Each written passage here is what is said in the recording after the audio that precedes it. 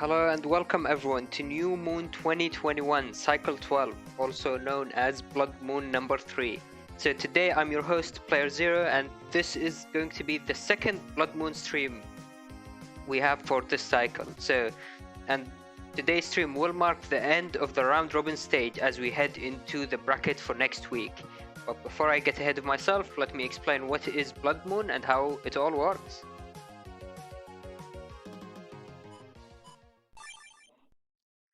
So New Moon is our weekly round robin tournament series.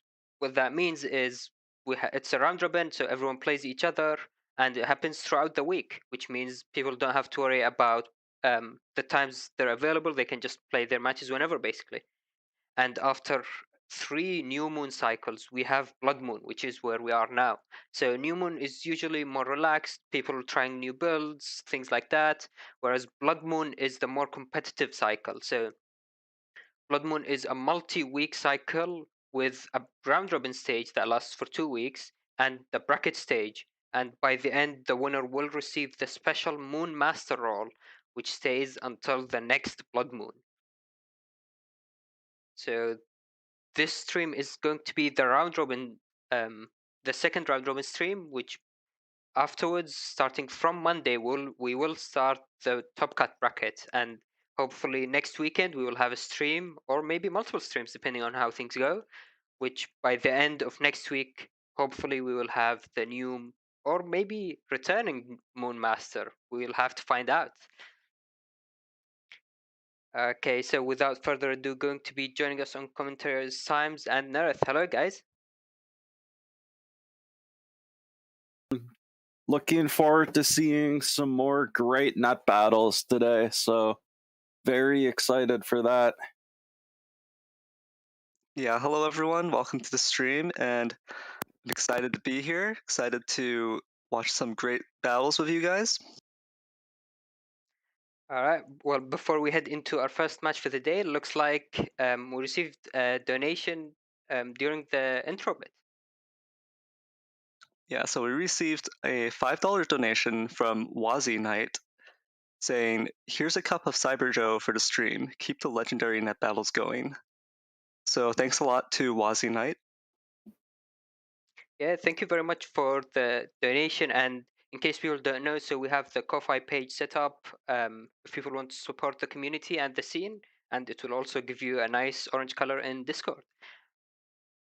All right, without further ado, take it off, guys, into our first match with Alrisk vs Player Zero.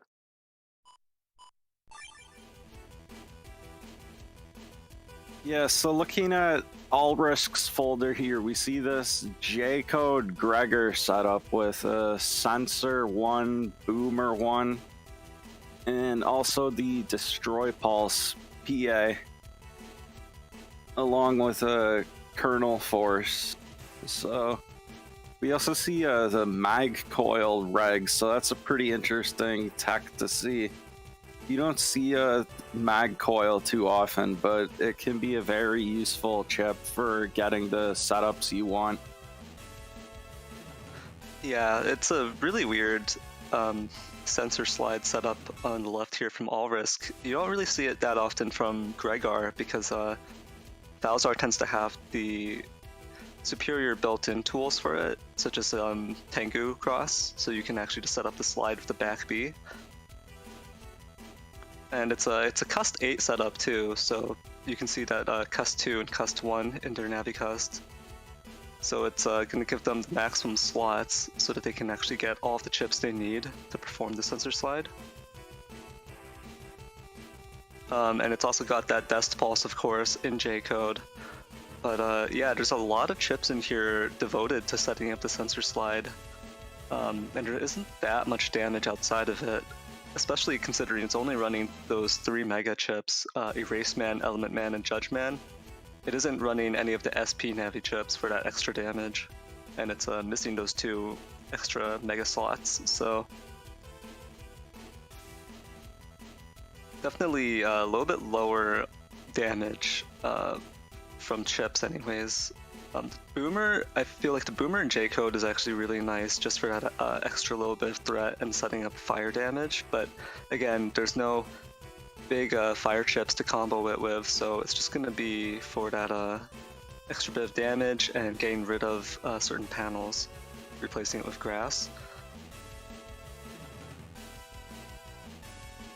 Yeah, the Boomer's definitely a nice splash to deal with Sanctuary and Gregor Mir threaten the other Electros, but as we see with Player Zero's setup, he's a Falzer, so no Electros there to worry about. And we see this mostly G-code folder with, of course, the Neo variable and Meteor Knuckle and N-code.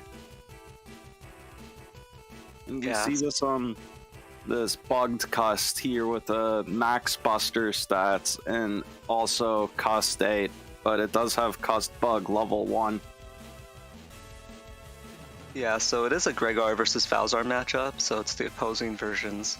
And you've got the G-code chips. The Reg static right off the bat is going to be pretty effective in a Falzar versus Gregor matchup because you can threaten your opponent's Erase Cross right off the start. Kind of takes it off the table for the first turn if they actually want to get to a second turn and have Erase Beast. But it doesn't look like Erase Cross is going to be a big part of All Risk's strategy here, so that shouldn't be too impactful. But it also threatens Life Aura, so even if you pull a turn 1 Life Aura, you know that Player Zero is going to have the tool to deal with it right off the bat, and isn't even going to have to go into Tengu to do it. The Bubble Star 3 is just a really nice chip, also for the D-Cross potential on Charge Cross early, so and Heat Dragon and Wood Dragon as well, a really solid combination. Really all of these chips are just really good with uninstall because it's kind of difficult to avoid them. And it also means that even if you dodge one of them, you don't even know, obviously, if the uninstall was attached to it. So you kind of have to be wary of that as long as one of those chips is still available and you haven't been hit by it yet. Yeah, that definitely. If they're running Hub Batch, for instance, that would you wouldn't be sure if he used to uninstall yet or not. So. Yeah, and the Groundman SP coming out of Player Zero is going to add a lot of extra damage there. Meteor Knuckle as well, so damage Giga, and then the 2 Recovery 300s are probably going to end up getting used because Player Zero's Navicust is an 1800 HP Falzar setup, so there's a lot of extra padding there to make sure that Player Zero doesn't get deleted before being able to reach those recoveries.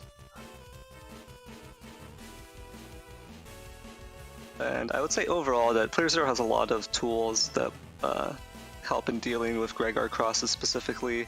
The Bubble Star, the Static, there's even a Tengu Man Star in this folder, so there's the potential to just get rid of Erase Cross or Life Aura very easily there. Yeah, you usually see the Tengu Man Star actually used by Gregor, so it's pretty interesting to see it used in a Falzer folder. We also see he has a very heavy area control with 5 area grabs, so, and also quite a bit of defense with the Barrier 200 and the 3 invisible and 3 anti-damage. Yeah, so it's definitely going to be interesting to see whether or not All Risk is going to be able to take Player Zero down here with the Sensor Slide strategy, because Player Zero is pretty resilient here with all these defenses, does have the 2 Recovery 300s to bounce back, and is going to have a higher starting HP at 1800, so All Risk is going to have to make all of their chips count here. Yeah, we'll have to see if All Risk is able to land that Sensor Slide combo. And with that, I think we can head into the match.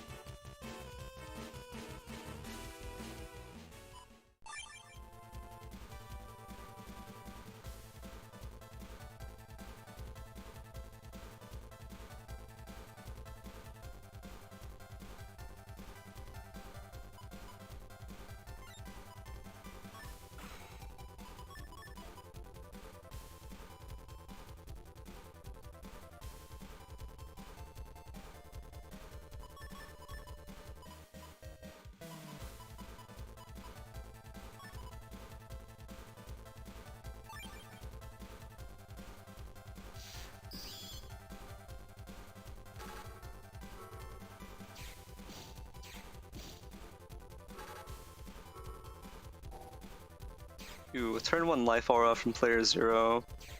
And both players dropping 2 area grabs right off the bat, canceling each other out. Player 0 fishing for those bugged buster procs.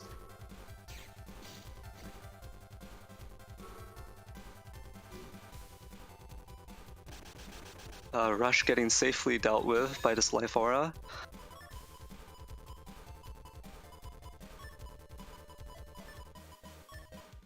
All Risk does have this Wind Rack in hand to deal with the life aura immediately.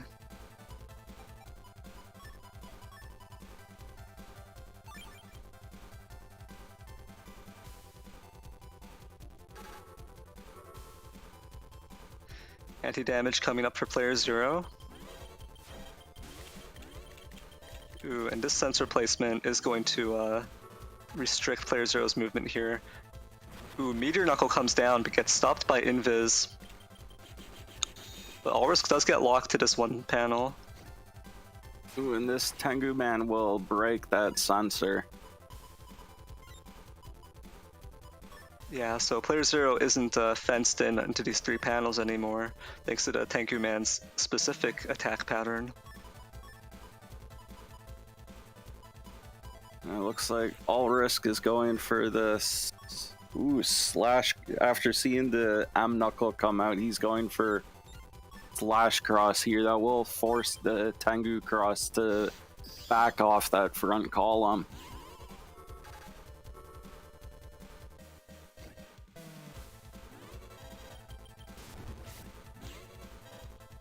Ooh, that conveyor panel actually placed player 0 back into that sensor.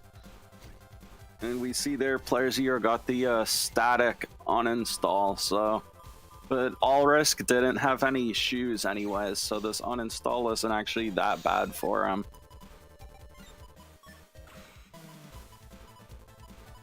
So looks like a good move here, switching crosses up again into charge cross. Player 0 does still have Groundman SP, so you don't want to take a ×2 decrossed hit.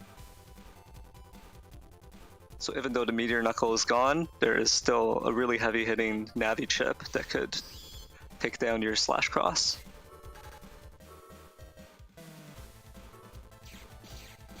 Lance into Grab Revenge coming out here, but the Grab Revenge does get blocked by anti-damage.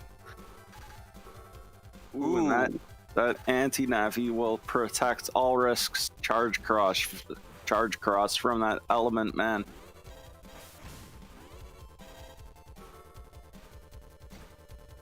Judge Man comes down for the paralysis. All Risk takes a charge shot as well. And player 0 uses an end of turn invis layered on top of this this barrier 200. Yeah, and it looks like All Risk is now going for that Q force.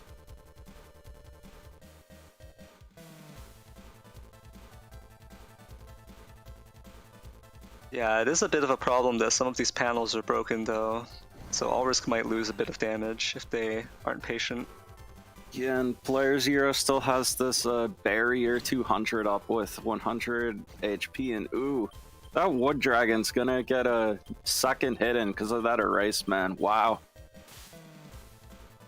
Yeah, it's gonna be a lot of damage.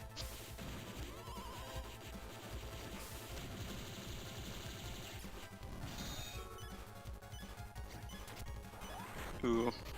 Yeah, All Risk really did not get a lot of damage from that Q force. I think it only got the 1 column worth of hits.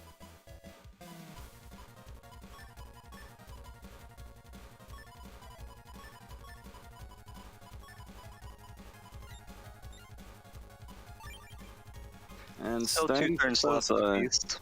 Null Beast. That's interesting, especially against this Dust Cross. Erase Beast actually could have been very strong here. Ooh, the Erase Man does not connect.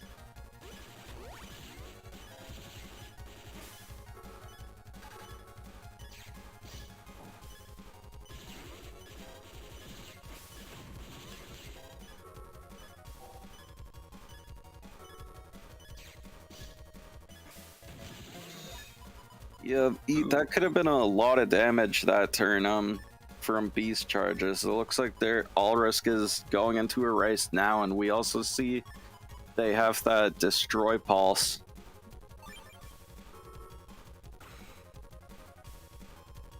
Player Zero has already actually used a lot of their life aura answers, so I'm not sure if they have anything. And the Erase Tail does land, and the Death Pulse follow-up.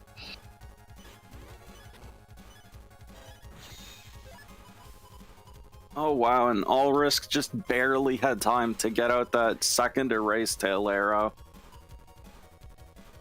This is actually very close now. There's only a 40 HP difference between the two players. Yeah, I'm not sure if Player Zero has used their Recovery 300s yet, though. I think he has actually, so. But the problem is Player Zero still has access to. Oh wow, all risk it looks like is considering a beast overplay here.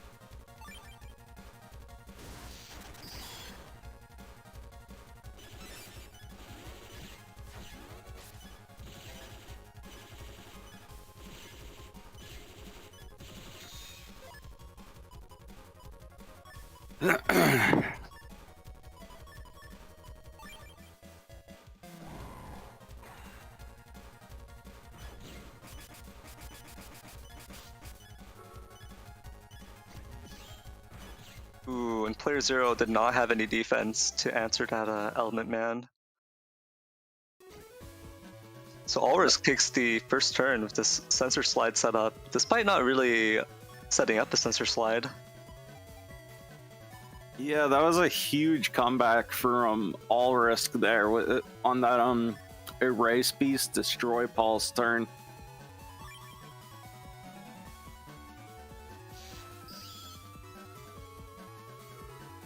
Ulrisk goes into Charge Cross, and Player Zero goes into Dust Cross on his first turn. Ooh, and Player Zero protects their Dust Cross from this Erase Man using a turn 1 Life Aura.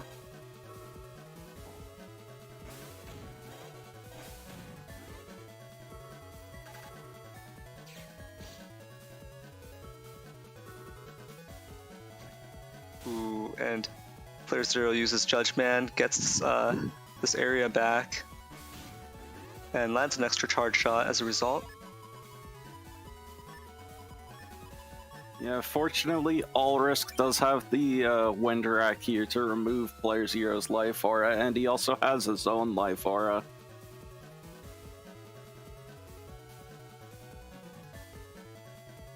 Though unfortunately, with no shoes, we see his entire middle row is cracked, so that could actually be a big problem for him. He won't be able to. He'll end up being locked out of the middle row, and then Player Zero will be safe just camping there for a while.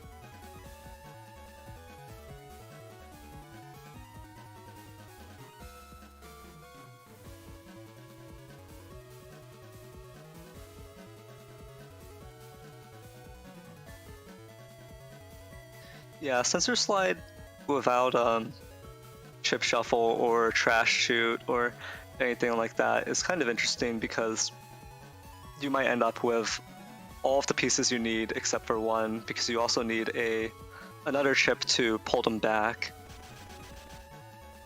or one to send them forward. Ooh, Oh no! It's going to get rid of the life aura. Yeah, that was extremely unfortunate timing from all risk there. That was Ooh, at least very nice anti-damage to block this ground man.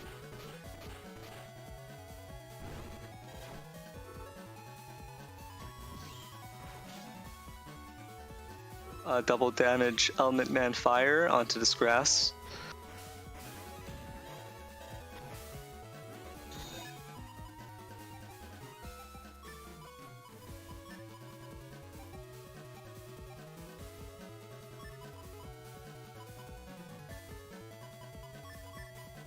Yeah, that was a really nice anti-damage TFC to stop that Groundman SP from connecting, because it is 390 damage otherwise.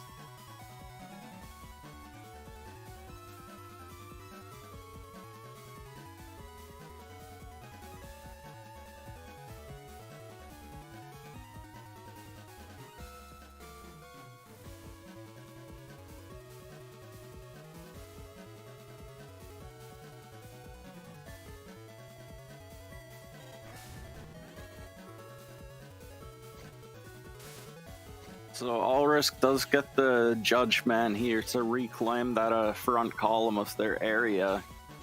And ooh, using the sensor against Dustcross is risky because player 0 could just consume the sensor. Ooh, in the corner, Meteor Knuckles.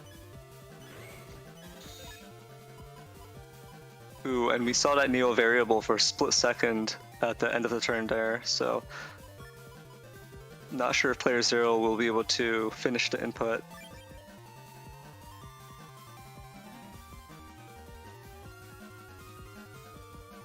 Yeah, and unfortunately, Allrisk's area is has a lot of broken panels from that Meteor Knuckle, so he has Q Force in hand, but won't be able to use it yet.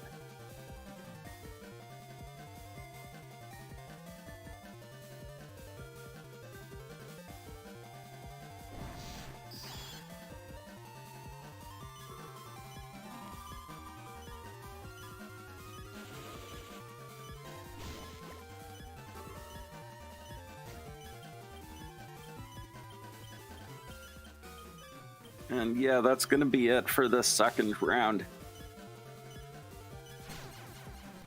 Yeah, player 0 takes it with that Bubble Star 3 into Erase Man Wind Rack combo right at the front, while Allrisk was locked into that one panel.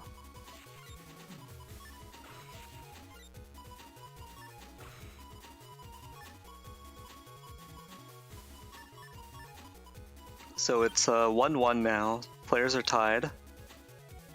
So the winner of this this final set, or this final match, is going to take the set. And we're starting off with this grass and partial poison panel field.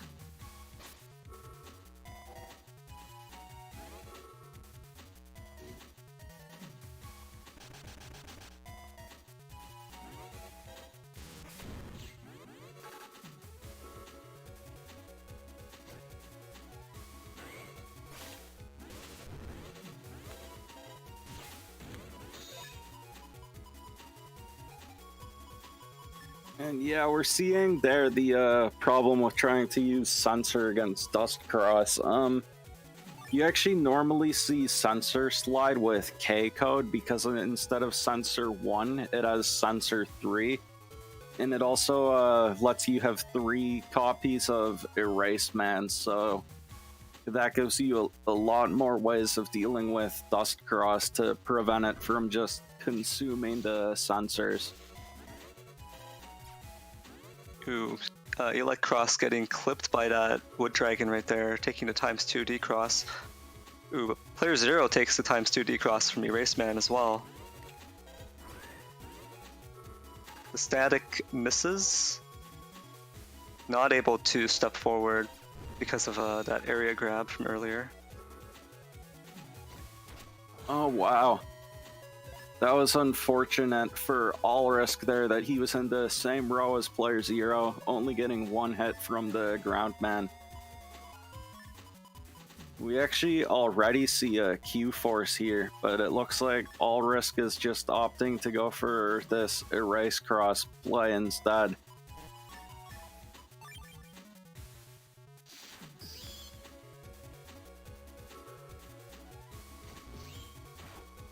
Ooh, an Element Man gets a lot of value here. Removing the life aura thanks to those grass panels. Yeah, and that looked like that might have been an accidental TFC by Allrisk, losing their anti-damage just to the books. And so now they don't have their anti-damage for this Meteor Knuckle. Not too many hits from the Meteor Knuckle, but it does break those panels.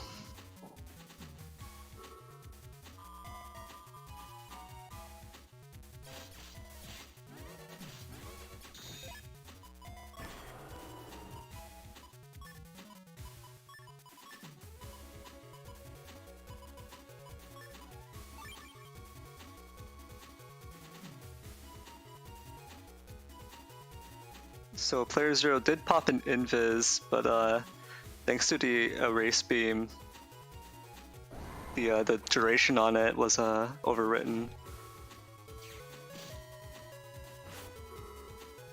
Oh wow.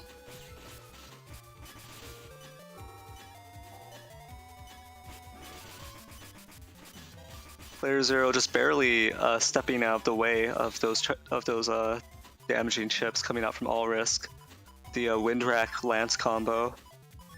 Ooh, and is All Risk about to take a hit from this Tomahawk Beast charge?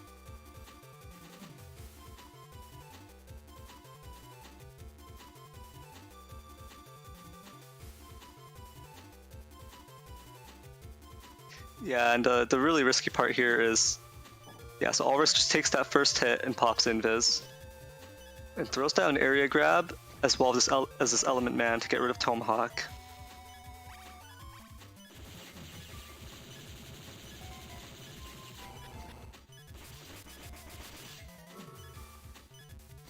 Ooh, that is going to be a ×2 hit and a D-Cross. Oh, but All Risk has the Destroy Pulse. If this lands, this will do enough to put player 0 at 1 HP and paralyzed. So if this Destroy Pulse lands, this could be the game right here for All Risk. Yeah, and if player 0 has a defense they can mash out at the very start of the turn, they will be able to probably block the Destroy Pulse, so it's just going to be up to the chip sequence. Oh no! Gets the step back. Oh wow. That is so unfortunate for All Risk there, and that will be it. Yeah, this Invis is not going to last until end of turn.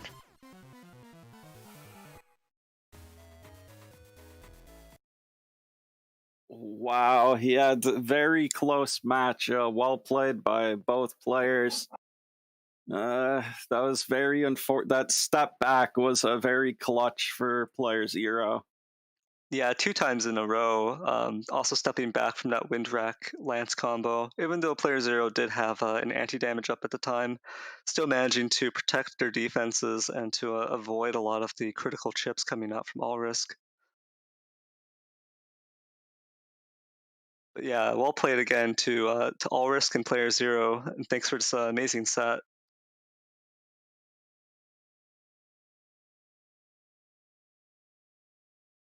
And I think with that, we can head into the setups for our next set of the day, which should be Nerif versus Master.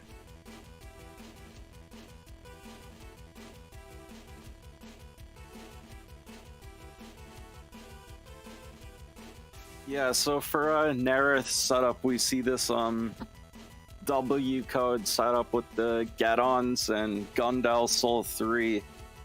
Also the 3 M-Boomers, Magnum, the Summon Blacks, and even the Bamboo Sword, so it's definitely a potential for some very fast deletions here with the Get-On Gundel Soul setup. Yeah, the timing for the Gundel Soul 3 is actually that you have, I believe you have just enough time in a single normal gauge turn to squeeze out all 3 Gundel Soul 3s. So if you can lock them to a single column of panels, then they're going to take, I believe, 1,440 damage.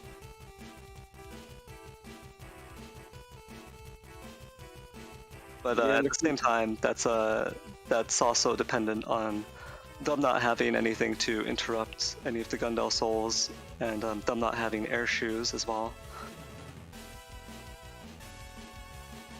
Yeah, and looking at a Masters folder, we see this S code with a chip shuffle, which is pretty interesting. You don't normally see a chip shuffle, especially for Falzer, because Falzer just has access to the Dust Chute, so I do like the S code though. We see it's a very strong code for Spout Cross, as we can see with the Train Arrow 3, Bubble Star 3, and Ice Dragon. And we also see the Flash Bomb 3 along with Risky Honey and Bamboo Sword, so And of course, the Slash Man SP, which if it hits a Tengu Cross, will be devastating. They also have a hub. They also have Hub Batch, so you'll want to get that Get on Gundel Soul before they can pop Hub. Yeah, there's a really good mixture of elements in S code there. And even though a lot of it is Aqua, so it's obviously going to be a Spout Cross ×2 charge setup, there's enough splash from other elements that it is going to be interesting to see, because the Bamboo Swords as well could be used for that ×2 onto Tengu. And the wood element from Risky Honey and Bamboo Sword obviously isn't going to make a difference in the Falzar versus Falzar mirror matchup, but those are also very good against the Gregar's Elect Cross. And so I felt like when I was looking at it, I wasn't sure. Obviously, my own setup doesn't really have much in the way of defense, so all of these ×2 Aqua chips are actually going to be pretty lethal, especially if there's setup for it and the Ice Seeds come down into basically freeze combos. And then the Slash Man SP was also pretty worrisome because of the fact that I want to play around Tengu Cross. Yeah, the problem for Master is all of that will get blocked by a Gadon, so Master will have to be very careful about playing around those Gadons when they go for the ice setups and also that Slash Man. Yeah, and the problem with a chip shuffle setup is generally that it is lower HP. And you can see Master does only have 1350, although that's only 50 less than the Falzar setup that I'm running, so actually not a huge HP difference at all here.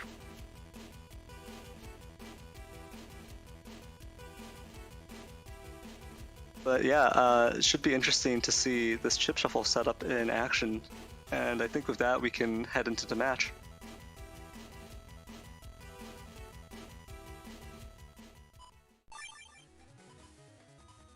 Ooh, and so no Gadon on the first turn.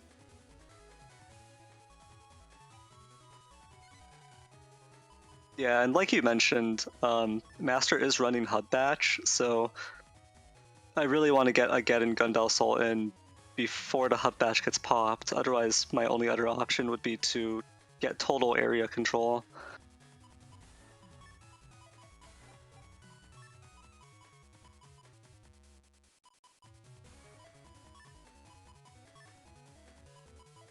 Yeah, and looking at Master's folder, they actually only have the 2 area grabs, so that is possible.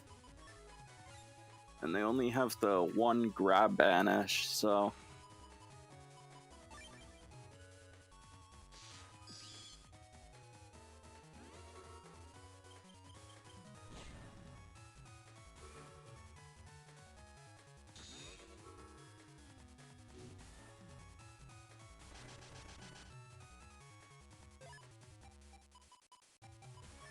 A really quick first turn there, thanks to the Reicht Volcast in Master's folder. And there's all 3 Gundel Souls, but unfortunately still no Gadon. Yeah, there was the possibility of going for a Magnum setup to lock Master into that position for the Gundel Souls, but I was thinking, yeah, there it is, the Beast, to get air shoes and escape from that position.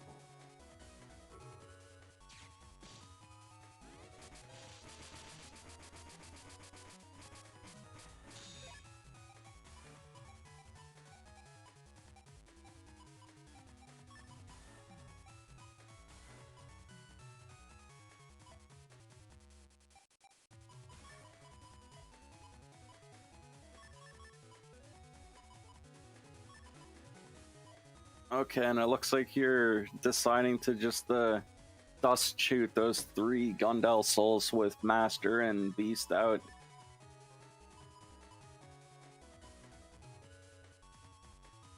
Master doesn't really seem to have any cursor chips outside of Erase Man, so it could be fairly safe to keep dust and be able to cycle through the folder.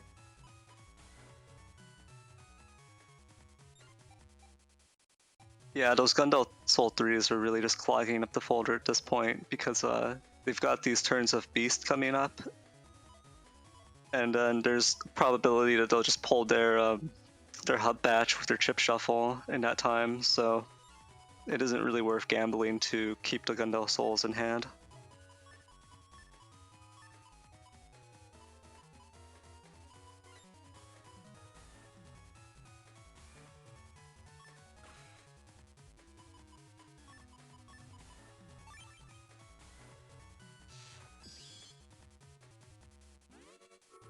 And we see the spout now come out from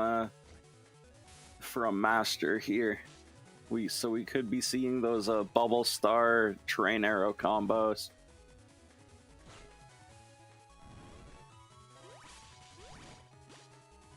Oh wow, and that was a lot of damage coming out there. And that Aqua Dragon actually stopped me from accessing the broken panel there. Yeah, thanks to the shoes from your Tengu cross.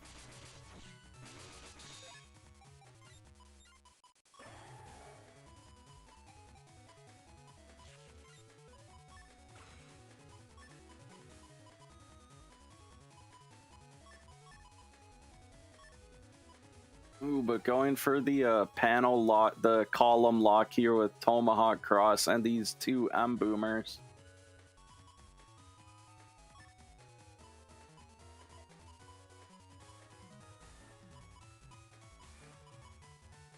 So if these 2 Tomahawk charge M boomers land, this would actually be enough damage for the round here. But we'll see if Master has anything to deal with that. Ooh, that was a very unfortunate TFC. Oh, that was bad.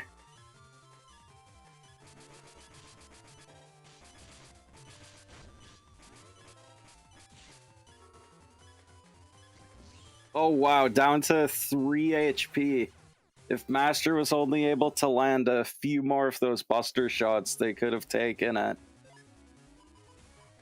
Yeah, that was an insanely close first round there.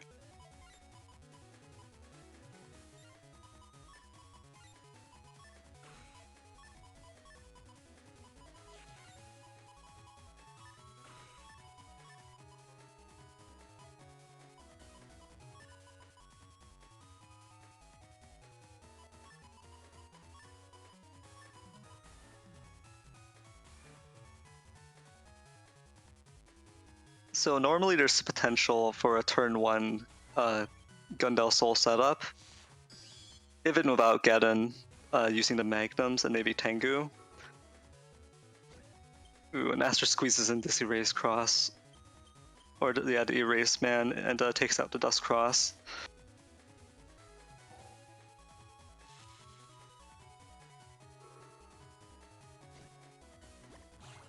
Oh wow, and you don't see that too often. You see the Spout Man outside of the back 2 columns. So instead of using the hose, he just fires that one little shot. Yeah, it does crack the panel that it lands on.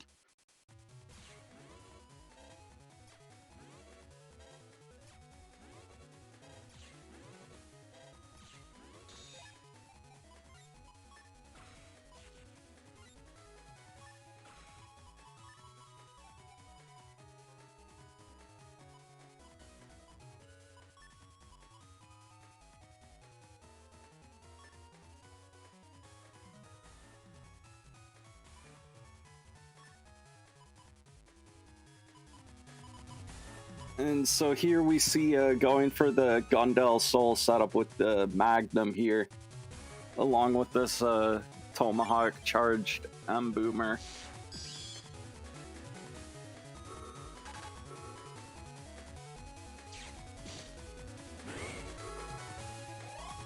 Ooh, but we already see the hub come out from Master along with a full cost.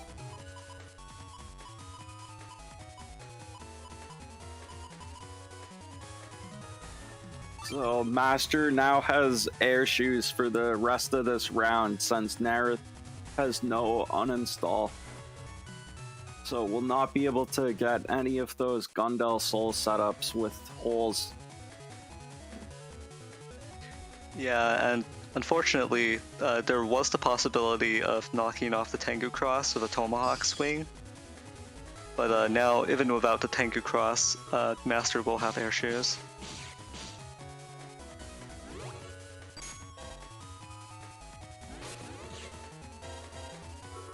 Ooh, and so that looks like that was a another trap from Master there.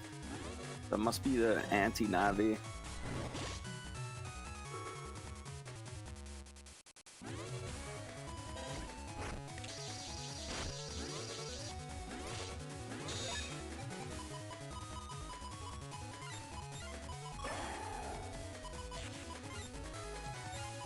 Ooh, and we do see this Element Man SP, which could do a lot of damage to the Tomahawk Cross, but unfortunately has no cursors to remove that anti-Navi.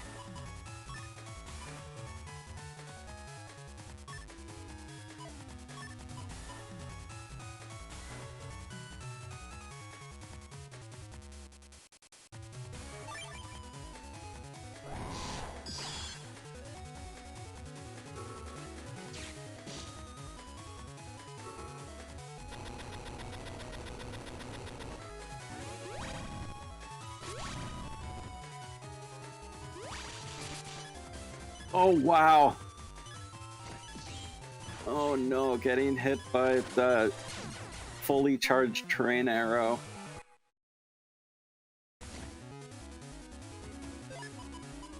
Yeah, it looks really easy to dodge, but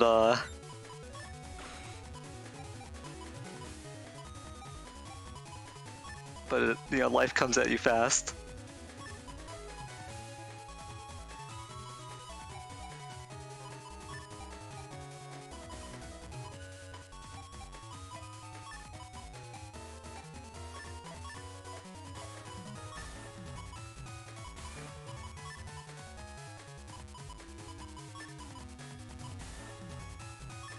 And so we'll see what happens here in this third round. The ice panel field is also good for Master here.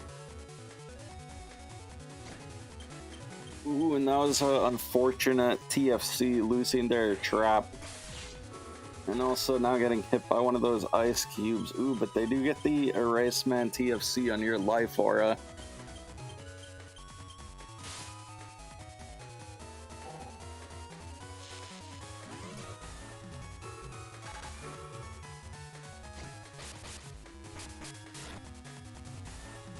And the Slash Man to break the life aura.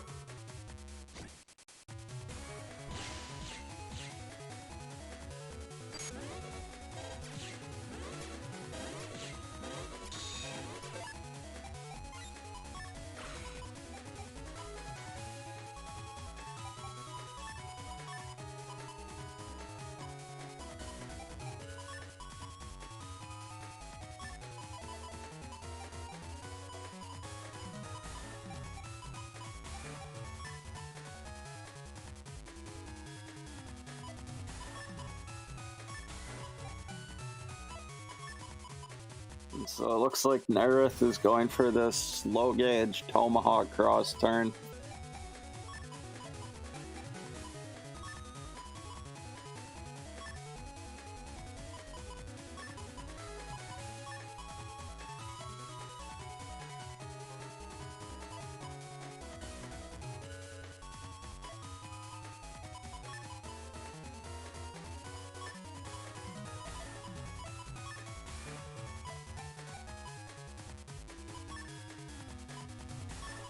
It looks like he's also considering going for the column lock Gundel Soul here with that area grab, but yeah, there it is.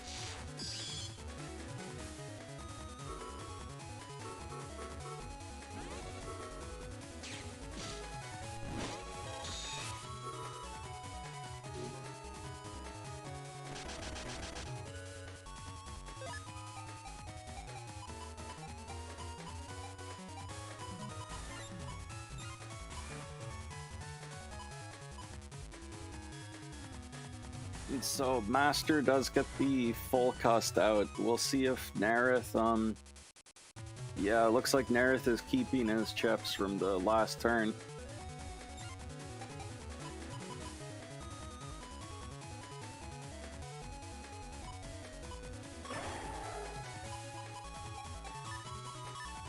Ooh, going for a beast out here with the, get on another M Boomer. The Summon Black, and of course a Gundel Soul, and no cross cancel from Master.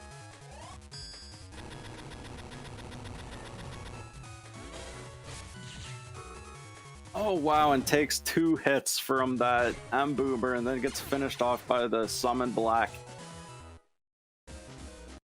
So a very fast first round there. Yeah, well played the Master. Yeah, that was a fun set to watch with how close that first round was, and we did see a Master get the train arrow to land in the second round, so well played by both players.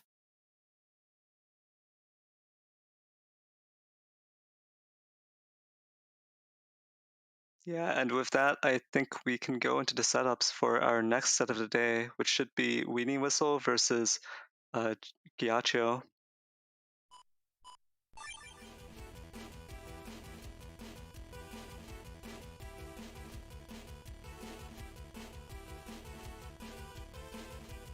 Yeah, so on Weenie Whistle's side, we see this V-Code Gregor setup. This will actually be our first Gregor mirror of the day, so we see V-Code Gregor against this G-Code Gregor. So for Weenie Whistle, we see the Super Vulcan White Capsule attack plus 30, along with the Bubble Star 2 and Electragon combo. And we also see a Risky Honey and High Boomer. And then from Gyatso, we see the Heat Dragon, Wood Dragon, Machine Gun 2, Flash Bomb 2. And of course, the Uninstall and Groundman. Both players also have Sanctuary in their folders, and of course the Q-Force. Yeah, it is a mirror matchup, both in versions and in Navicusts. This is the fairly standard Air Shoes Buster Gregor setup. So it does have 1500 HP, which is a pretty decent amount, and then it's got the attack max, charge max, and then rush, undershirt, super armor, basically just off the necessities. And like you mentioned, Weenie Whistle is packing that the Super Vulcan with the White Capsule attack plus 30, so in Beast that is going to be 800 damage potentially. While on Gyatso's side, we see the Heat Dragon, Wood Dragon combos. So because it is Gregor, the Wood Dragon's not going to be able to charge them for that ×2 damage, but there's still the Grass Fire combination there to get that double damage. And actually, if you think about it, using those Heat Dragons in Heat Cross does actually give you a really big boost as well, especially on grass. So, but you don't really see that too much. The Groundman SP is in code for G code, so there's that threat to kind of restrain Weenie Whistle / Cross. You don't want to take a ×2 Groundman SP, that is just way too much damage. 780 damage actually. And what? Oh, go ahead. I was just gonna say, because it is a Gregar versus Gregar matchup, and you see both players running Kernel Force, it is going to be a bit of a race to that Kernel Force because you can probably take your opponent down with just your average Kernel Force combo plus a bit of your Buster, your Charge Shot damage. So Yeah, the one thing I've noticed is actually neither player has very much area. Only 3 area grabs for Weenie Whistle and only 2 for Gyatso. So usually with Gregor you see 4 or 5. So it'll be interesting to see how they're able to play around the low amount of area grabs. yeah, that is very interesting that both players have, you know, only a few area grabs compared to what you would normally see in Gregar. And this is going to be probably a slow gauge match because you can see the slow gauge coming out from the 2 slow gauges coming out from Weenie Whistle. There's no reg, but with 2 slow gauges in the folder, odds are they're going to come up sooner than later. And no gauges on Gyatso's side, so once the slow gauge drops, it is just going to be a Buster death match.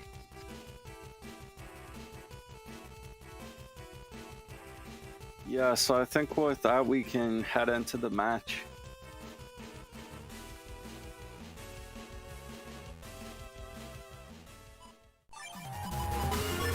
And so we already see the Super Vulcan and attack plus 30, but unfortunately no white pill yet.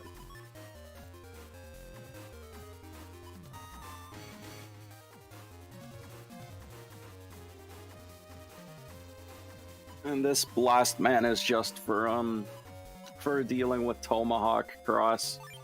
So it looks like Weenie Whistle's just bringing it here on turn 1 against Gregor. Oh wow, and the immediate Wood Dragon to decross Weenie Whistle's Elect. Yeah, and a bit of a wasted life aura as well. Protected from that element man fire on grass, but usually you wanted to get more value than that. And so we're also, Weenie Whistle on the back foot right off the bat.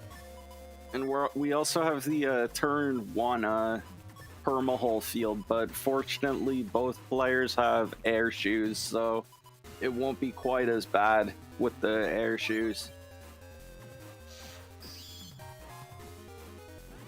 Yeah, and it looks like Weenie Whistle is gonna try to take advantage of that with Charge Cross. Ooh, Erase Man connecting into this Windwrack area grab.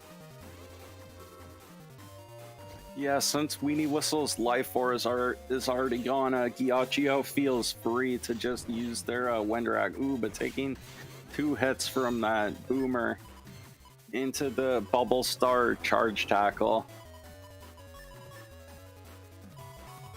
Yeah, Weenie Whistle definitely trading back here.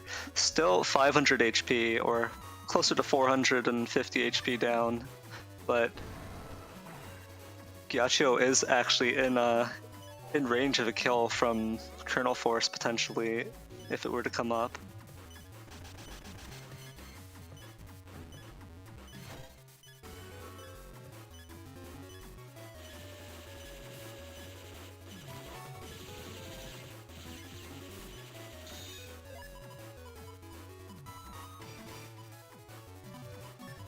Ooh, and there is the Super Vulcan combination right there. Yeah, we'll have to see if Gyatso has any defense for that, but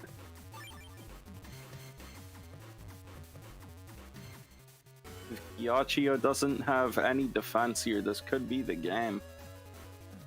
Alternatively, if they have their own Kernel Force here, this could be the round for them. Ooh, and we do see the Beast Out come out. Ooh, and there's the combination right there.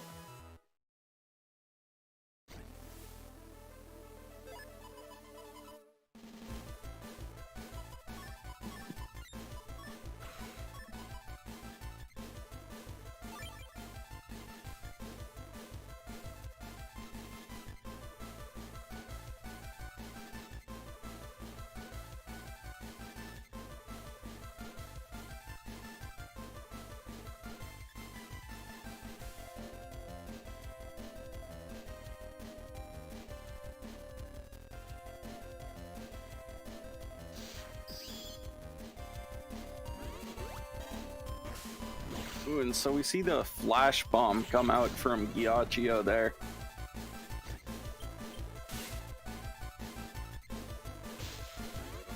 Oh, and that was an uninstall attached to Heat Dragon.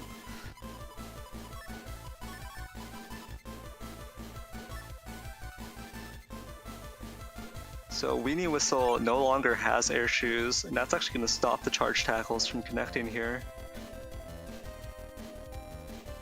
Yeah, but unfortunately for Gyachio, they don't have any get-ons or anything to really capitalize on that uninstall.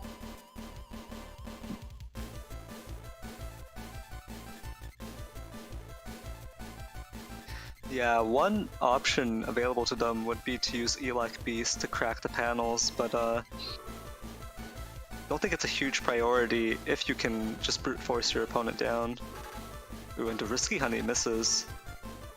But the Groundman SP from Gyachio also gets blocked by this anti-damage. So Weenie Whistle managing to stay healthy here.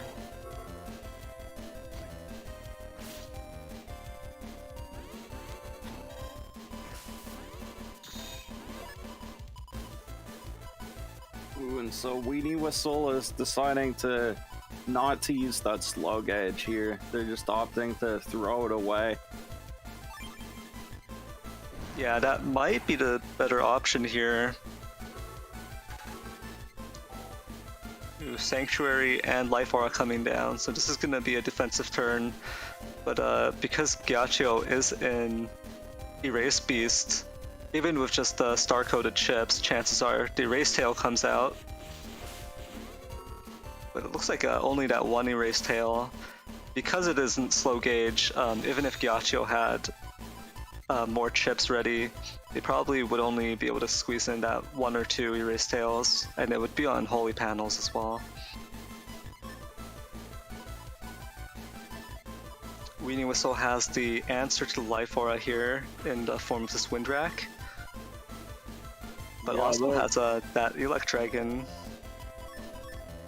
Yeah, looks like they want to save the Windrack to go for the D-Cross on Erase.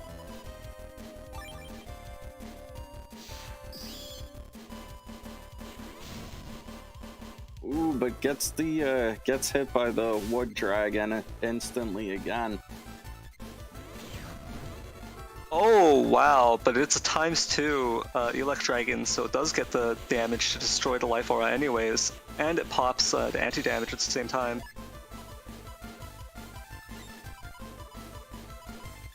Unfortunately, there wasn't enough time for Weenie Whistle to squeeze in the Windrack as well.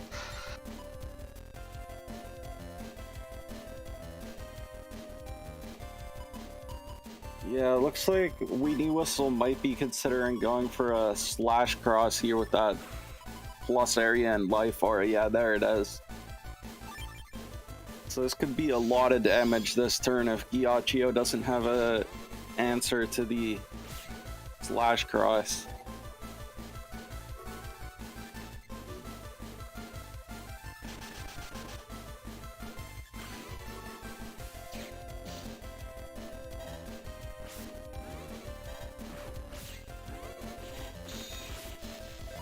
Ooh, and blocks the Erase Tail arrow with the Holy Aura.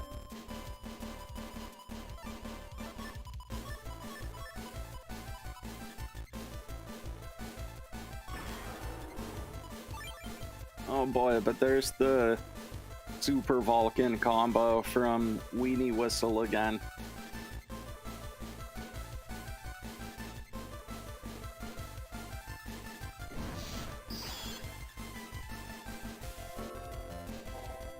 Ooh.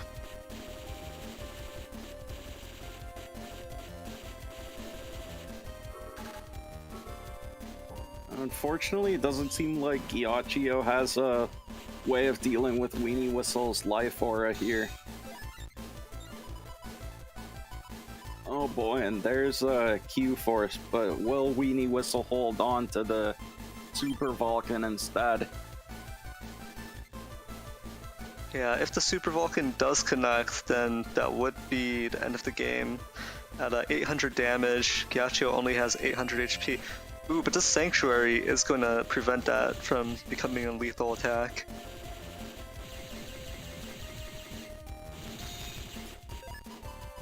Yeah, having the damage to 400 does keep Gyatio in it.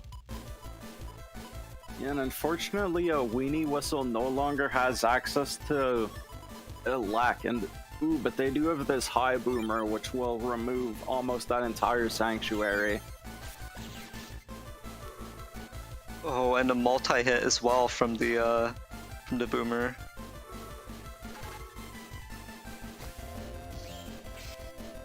Oh, that must have been a mistake. That Element Man freeze.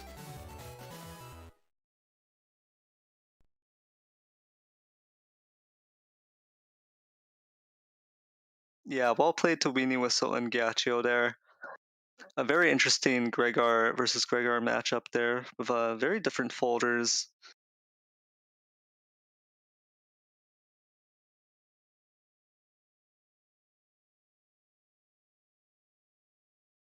Yeah, unfortunately, it seemed like Gyatio just wasn't able to get enough of their own damage out to outpace the DPS we saw coming out from Weenie Whistle there.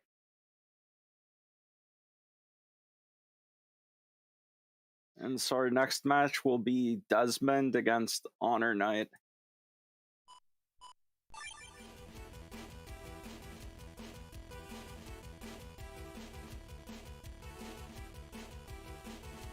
Yeah, so we're seeing another V-code Gregar here, but this time with a T-code SP Navis. And no Sanctuary, interestingly enough. And on the right side, we have Honor Knight, so it is Gregar versus Falzar. And Honor Knight running the standard Falzar Navi Cust, which is the 1400 HP plus 3 Cust with the Rush and Beat. So you've got both of these PvP Navi Cust programs. And it's an attack 4 with charge max, so you're not getting an attack max, but it's close enough that your charge shots are still going to be pretty hefty. And it is a G-code setup here, with the Heat Dragon and 2 Wood Dragons, mainly just to pair up with this uninstall here. And of course the Grandman SP is in code. And then it looks like there's this Element Man SP as well as Splash, which gives you extra Sanctuary removal and a really good ×2 hit on a lot of your targets. If you can line up for the Element Grass, the Element Wood element, it would be 480 if it connects on the Elect Cross. If you can get right up to your opponent and they're in Charge Cross, that would also be 480 damage if you can get the Ice. So a really heavy hitting SP Navi chip right there, with a lot of flexibility as well. The Groundman SP and the Meteor Knuckle both are really big threats for Slash Cross to deal with. You really don't want to take either of those chips while you're in Slash Cross. And then there's a little bit of W code in there as well, with the double Magnum and a Barrier 200. So it's pretty interesting there, opting to take this Barrier 200 and W code instead of U code, where you'd pair it up with Life Aura. But it kind of makes sense because it's not very often that you would take a Barrier 200 and Life Aura in the same turn. And then on the left side, we see Desmond here, who has the same Super Vulcan setup in V code, and you know, it's not a full double point boost either, so it obviously does 600 damage less without the double point, but still really solid here. And seeing as it's V code, we are going to see the pretty standard Bubble Star into Elect Dragon combos that are going to probably do either 300 damage with the Elect Dragon hitting a bubbled opponent, or 400 damage if they're an Elect Cross. But also, interestingly enough, there is the Wood Dragon in there as well, and which is just a good flex for taking out your opponent's Elect Cross, but that won't be relevant in this matchup because it is opposing versions. Yeah, it is also useful if they have a Sanctuary for removing some of their holy panels, but yeah, that is true as well.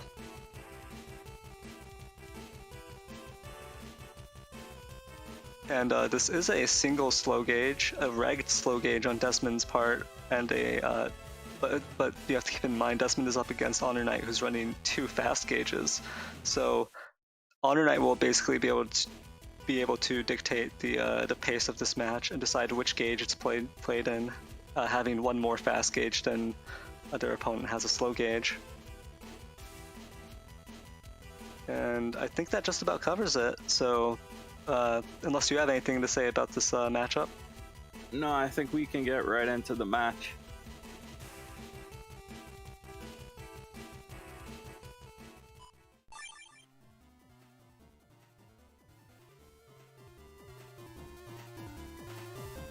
Oh yeah, and in chat, the other thing is this is a sock puppet mirror match. So we'll see which sock puppet can reign supreme. Oh yeah, I'm Asuka in Twitch chat to say the sock puppet match. And it's because both of their Discord display pictures are sock puppets.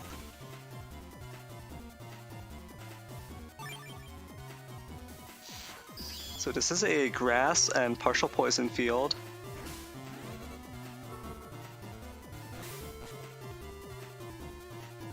Honor Knight's beat comes down and takes away the erase man from Desmond. But Desmond's rush gets popped fairly early into this round, letting Desmond line up that one charge tackle. Ooh, oh wow, times 2. Yeah, that if that Element Man freeze landed, that would have been 400 damage, so...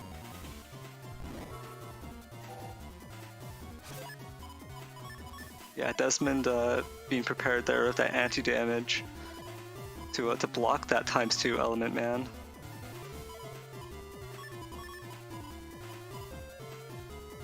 Yeah, I'm just thinking, so much damage can come out from the V-code combo so fast that the fast gauge might actually not be ideal for Honor Knight here. If it comes down to a damage judge situation, it could actually be good for Desmond, depending on how much he's able to get from the V-code combos.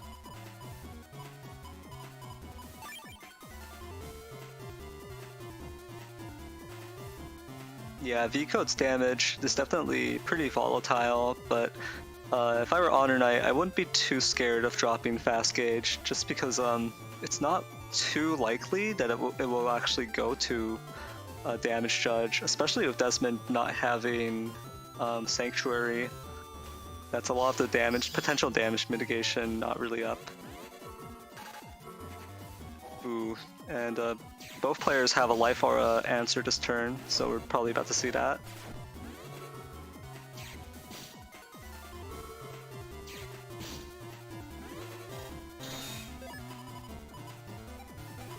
Honor Knight not able to secure the full area lock. Desmond has this one panel to work with, which will be instrumental in preventing a lot of this Wind Rack damage or the Tengu Rack damage from coming out. Ooh, Judgment comes out and gets this area back for Desmond. And lets the anti-damage hit him to get the confirmed D-cross on Honor Knight's Tengu.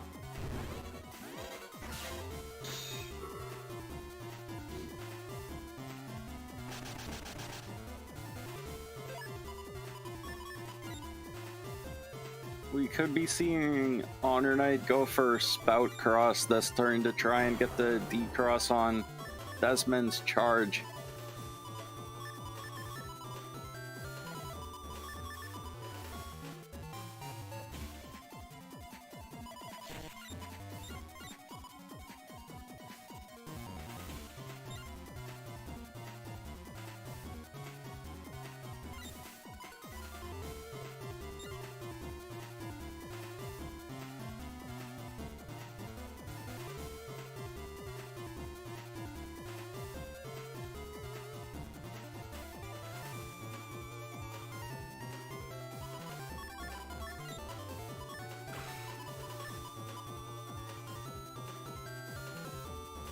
Oh, interesting.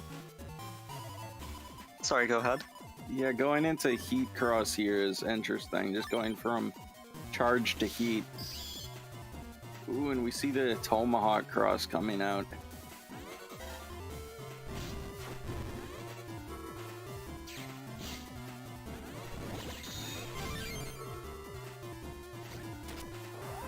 Oh wow, and dragons coming out on both sides. That looked like a counter hit, a heat dragon into the ground man. Yeah, and what's interesting is I think without that counter hit, that Groundman SP wouldn't have been usable there because of the blinking. But because of the counter hit connecting, Desmond was left paralyzed, which allowed that Groundman SP to connect as well. So both players down to about 500 HP. Honor Knight a little bit closer to 600, but both players at roughly the same HP here.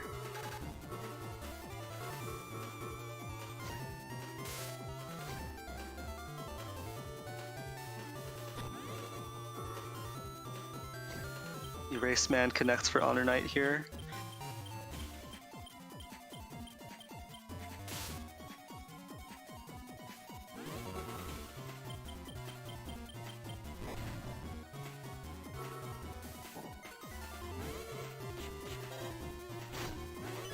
Ooh, it looks like Desmond is uninstalled.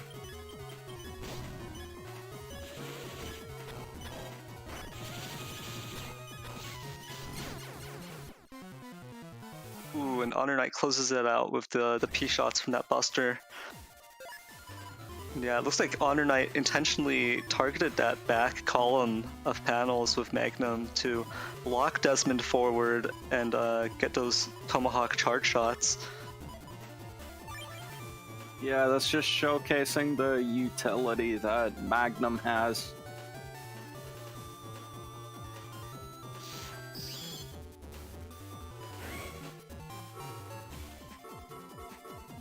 Early fast gauge drop from Honor Knight here.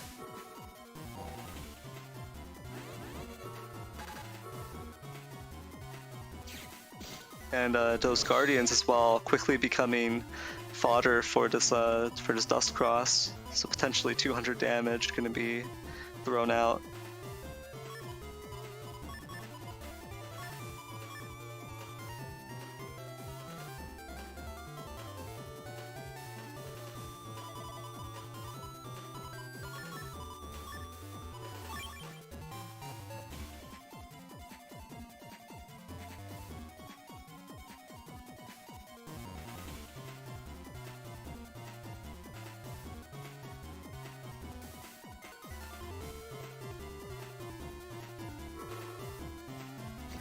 Ooh, Erase Man is gonna get rid of the anti-damage.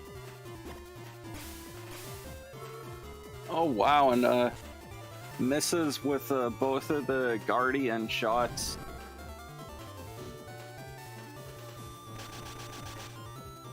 Ooh, and this Wood Dragon takes down the barrier 200 right as Rush gets popped. And that actually lets Desmond line up this Erase Man or Erase Cross to get rid of Dust Cross. Ooh, and we see the Heat Dragon come out.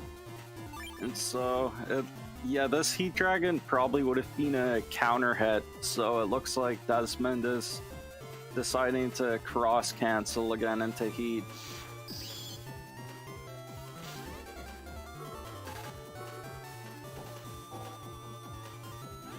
Ooh, and this Life Aura is going to lock Desmond out of being able to connect with anything this turn.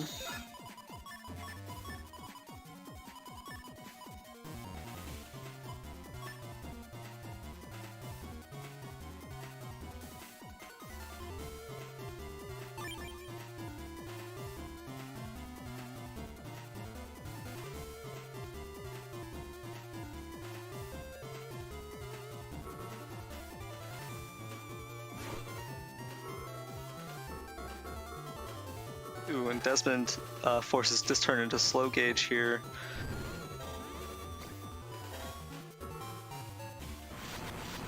Oh wow, and we see the Knuckle come out and do a lot of damage. Fortunately for Desmond, he hasn't been uninstalled yet, but... Ooh, and yeah, Desmond, Never used that fire burn. Yeah, and unfortunately it has the same range as the Heat Cross charge shot, and so because he's in Heat Cross, Honor Knight knows to stay away from that specific range, that 3 panels forward. So just dancing right outside of that range and avoiding the potential decross.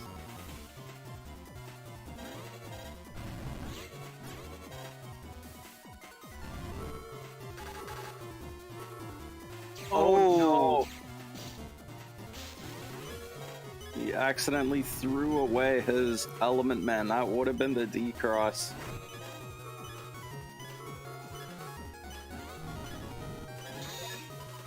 Yeah, so there's some very unfortunate mashing there.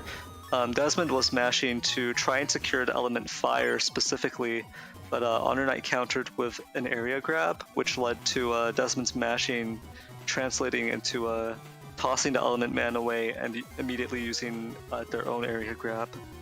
Yeah, I'm not sure who is the host for this match, but that could have had some effect on some of these inputs on both sides.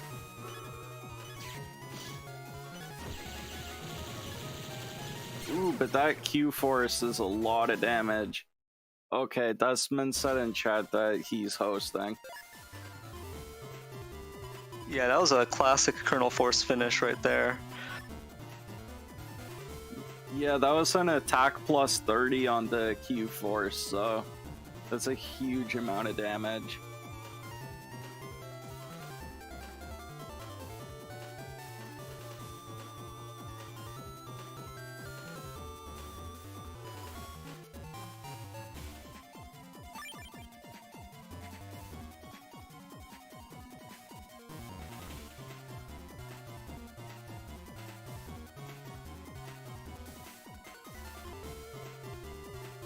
Yeah, I believe with the attack plus 30, it would have been 810 damage before the wind rack and then the buster.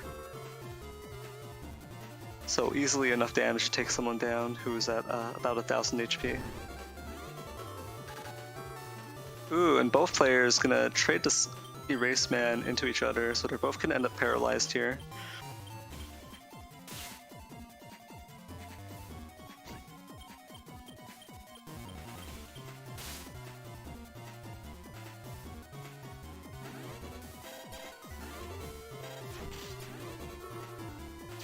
Oh wow, and Honor Knight actually timing that Tengu rack to send Desmond into the geyser panel, so taking that little bit of extra damage.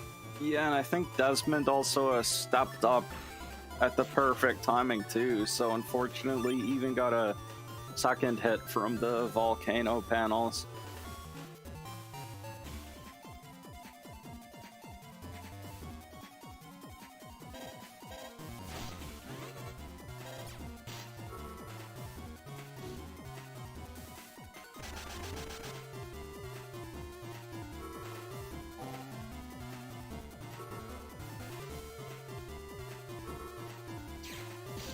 Ooh, and that's a Tengu lock. ×2 anti-damage coming out though. That could be potentially pretty big damage if Desmond can get through these defenses before the anti-damage pops.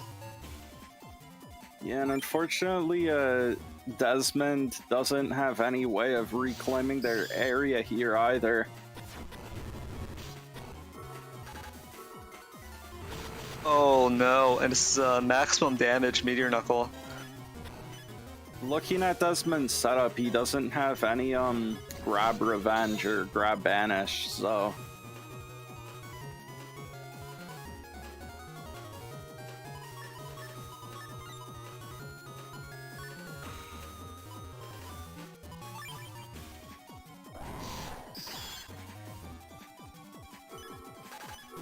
Ooh. But his life aura is only going to buy a moment.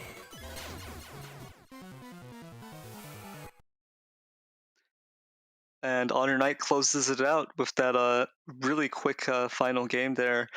Just a really solid offense, including that maximum damage Meteor Knuckle.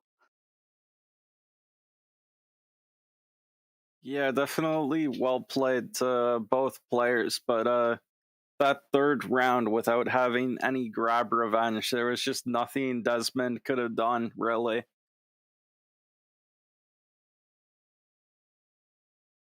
Yeah, and I personally don't run grab revenge or banish that often, but that's one of the risks you have to put up with if you choose not to use those chips.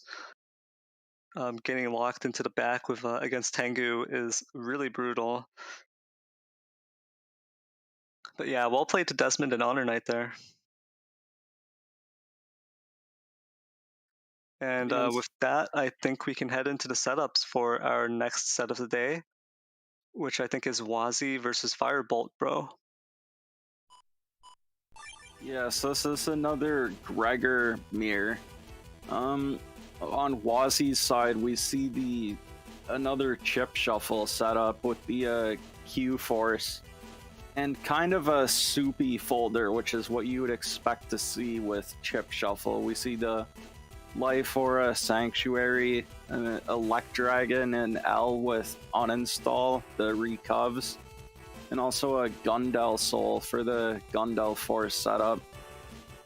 And for Firebolt Bro, we see the Chonk Gregor setup, but with no Sanctuary and no Holy Panels or even a panel return, so no way of dealing with holes at all.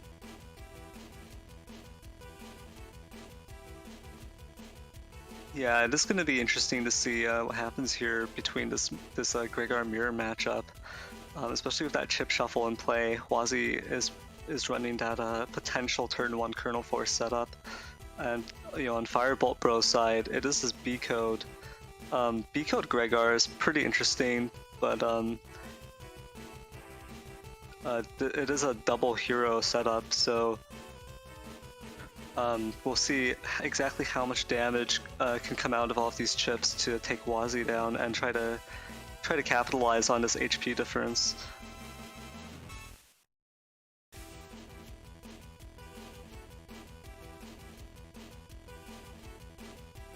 Yeah, we could see we do Firebolt Bro does have two PAs. They have the double hero and twin leaders, so it'll be interesting to see if either of those come out.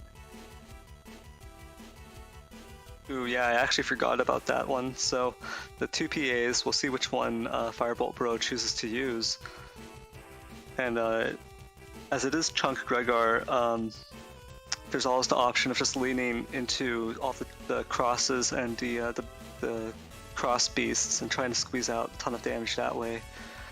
And of course, Firebolt Bro is running 5 area grabs as well.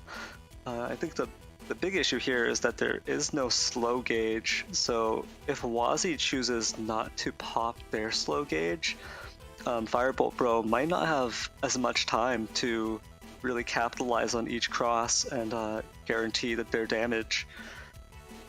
So we'll see how that turns out.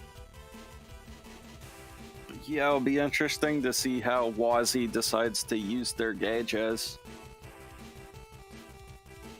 And I think with that, unless you have anything else you want to add, we can head into the match. No, I think that's it. Let's head into the match.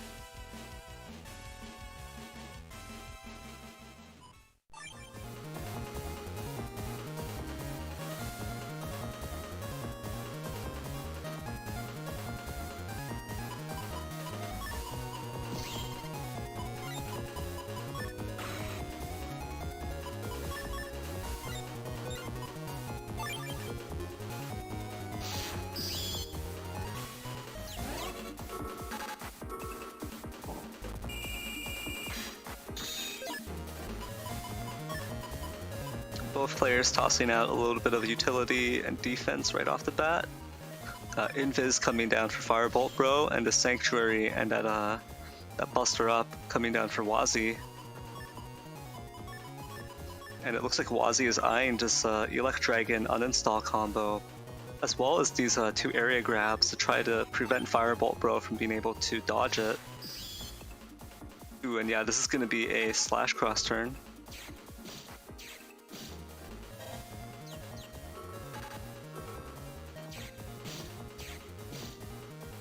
attacking, but the area grabs cancel each other out, so Wazi does not have the option of stepping forward to get these slash cross charge shots, but the Elect Dragon does connect, and with it, the uninstall.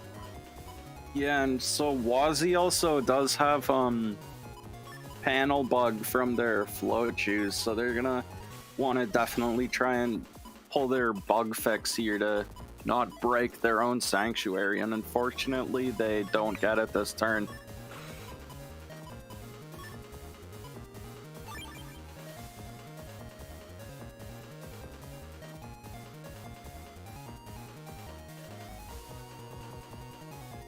Firebolt Bro probably gonna want to reach for a High Boomer or Element Man to deal with these holy panels regardless. Wazi does get this Judge Man SP connect, as well as the Buster Up anti-damage, and then Element Man as well, but it misses, does not get the freeze.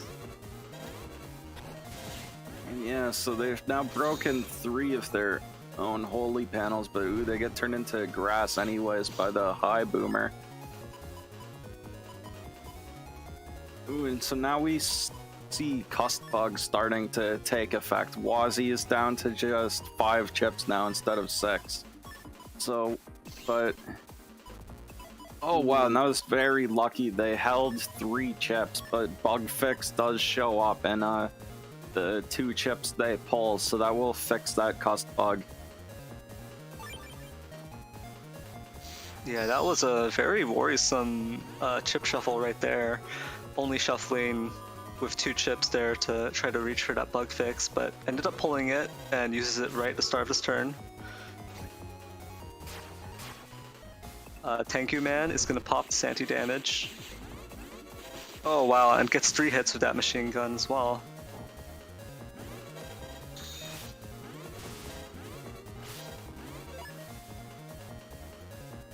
Firebolt Bro trying to put on some pressure with Slash Cross and this +1 area. Also getting access to that leftover holy panel from the Sanctuary.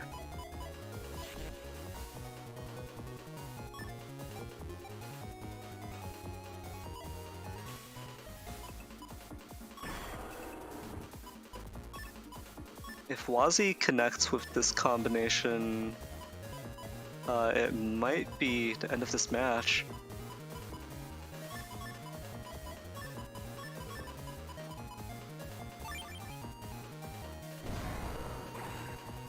Or I think Wazi might be short just a little bit of damage here.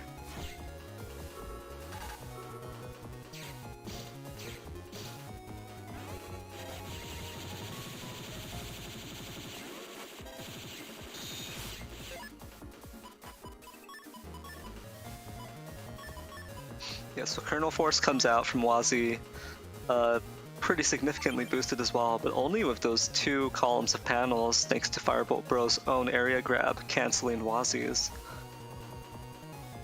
Yeah, and it looks like Wazi might be going for Elect Beast charges now to finish out this round. We'll see if they're able to get it. Ooh, that was an unfortunate TFC on the Grab Revenge. If they had waited to use it after, it would have... Oh, well, they had a Race Man anyways. Yeah, followed by this Gundel Soul 3. Wazi does take this first game. Yeah, Firebolt Bro unfortunately wasn't able to mash out of that paralysis in time.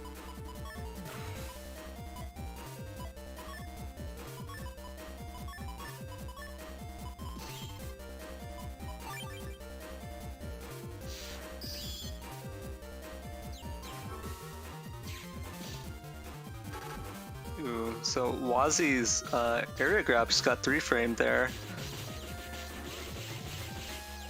Ooh, machine guns being traded back and forth, and even though Firebolt Bro's machine gun 3s within this Erase Cross are doing a lot more damage, Wazi's had an uninstall attached to it, so did manage to get Firebolt Bro's super armor that way. Yeah, but Wazi has actually already lost a lot of their HP from these Erase boosted machine guns.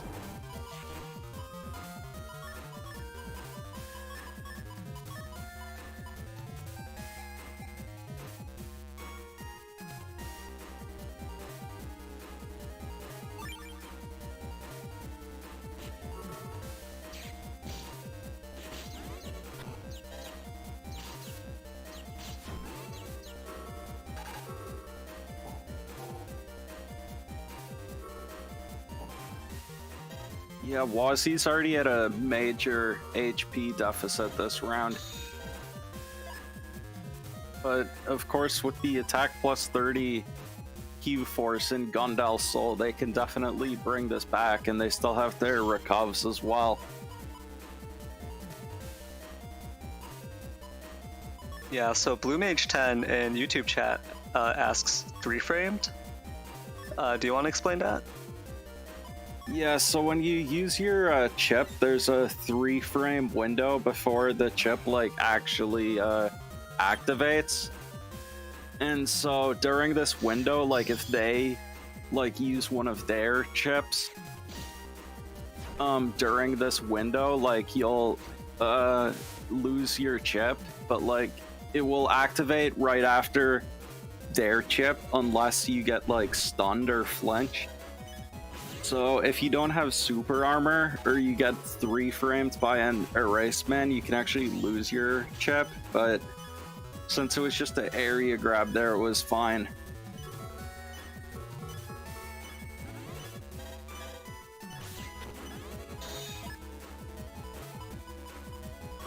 Oh boy, and here's the full Q-Force combo.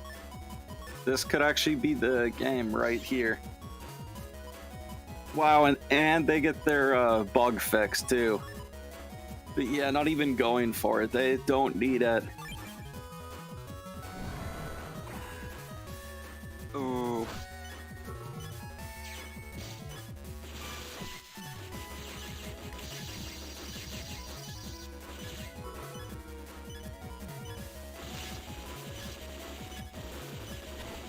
Oh, but... Oh! Wow! That volcano panel actually popped anti-damage, which took Wazzy down to 1 HP. I did not expect to see that ending specifically. Yeah, that was a crazy round.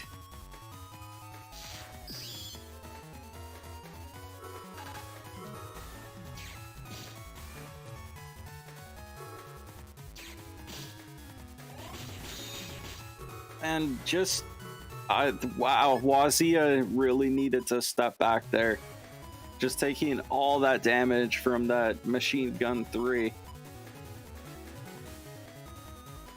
Yeah, and Erase Cross boosted Machine Gun 3 at that, but we already see their Q force here, so it looks like they're not going for it though without any wind racks.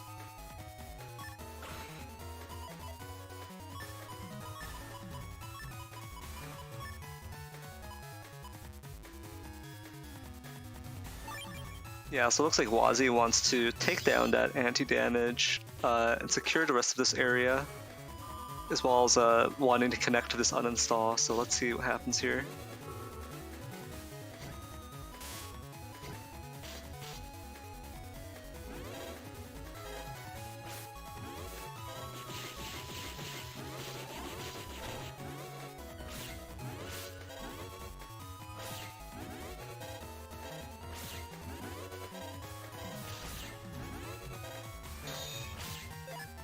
And so both players just trading charge shots here. Oh boy, and here's the key attack plus 30 Q force.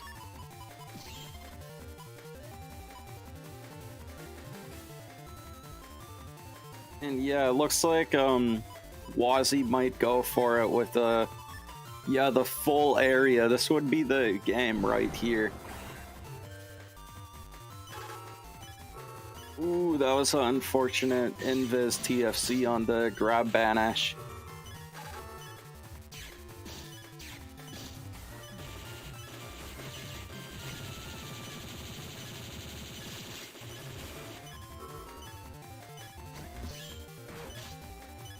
Very nice, Wazzy managing to step back from the Element Man, not taking Element Freeze, which might have resulted in a lot more HP loss.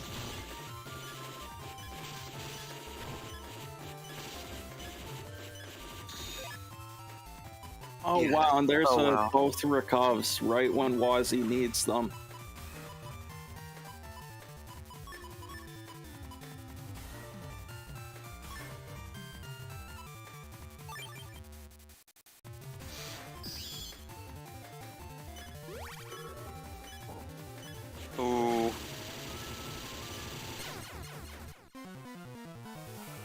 Yeah, even with both recovs, Wazi, that plus 600 HP actually not enough to counteract that kernel force.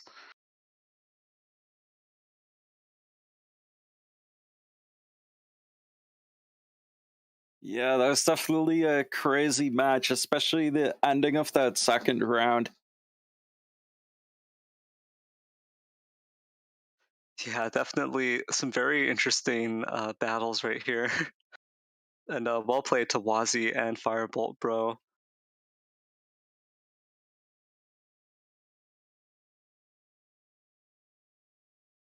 Yeah, so with that, we have our next match, which is Drugs Are Bad versus Desmond.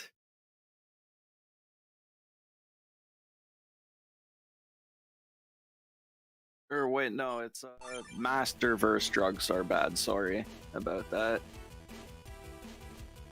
So we've already seen Master's setup earlier. This is our first time seeing Drugs Are Bad today. And so Dab has this H code set up with the Aqua Dragons and Golem hit 3 going for the freeze break combos. Yeah, the freeze break combos are they can be very difficult to execute, but the damage is pretty considerable. The main issue with the H code is just the lack of another reliable damage source, so it can end up struggling a bit against higher HP opponents.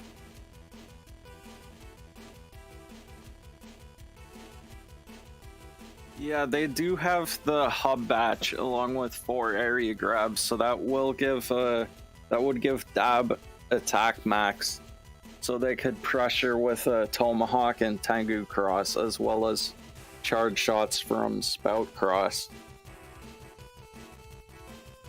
Yeah, definitely there's the option of leaning on the hub batch attack in order to squeeze out extra damage.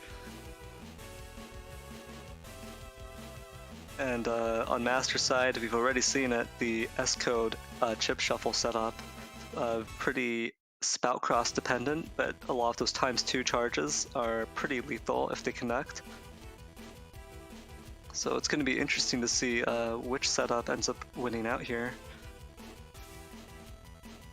Yeah, the S code versus the H code should be interesting to watch. Yeah, and Dab does have this Meg Folder 1 in their Navicust, so they are packing extra Mega Chip as a result, while Master actually decided not to pack a full 5, so it's 4 Mega Chips versus 6.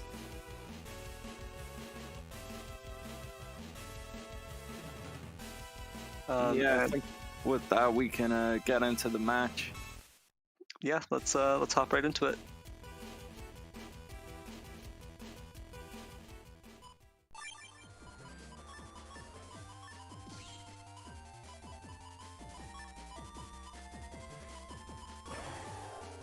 So both players are running 2 Invis, 2 anti-damage, so not the full array of defenses. That might hurt Master a little bit more than Dab, because Dab is running Rush. So one of those Invis is going to get eaten by Rush here.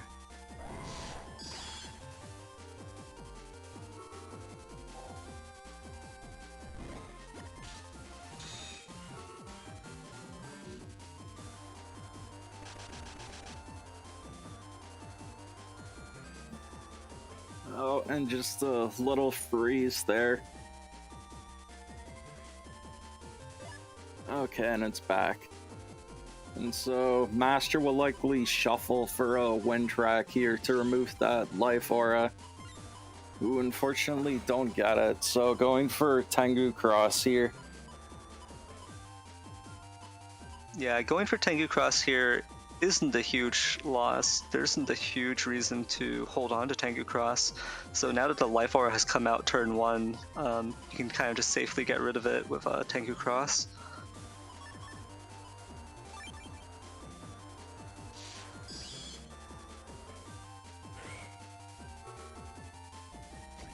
Oh wow, and that anti-damage will get a 3 frames by the Erase Man. And unfortunately, since that has the stun, they won't be able to use the anti-damage after. But now they use their own erasement to decross Dab's dust.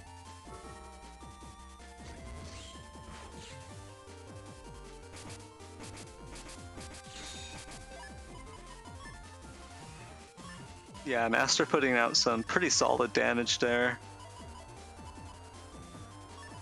About 500 damage coming out and taking Dab down to roughly the same HP, 1200 for both players here.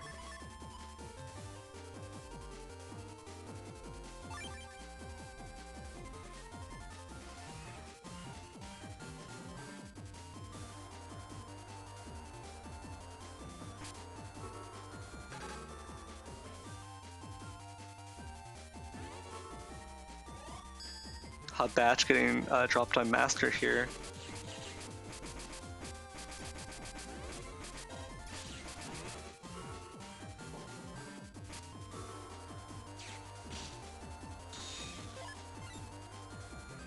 Ooh, and so Dab should now be able to know that Master doesn't have anti-damage up since that area grab didn't remove the trap.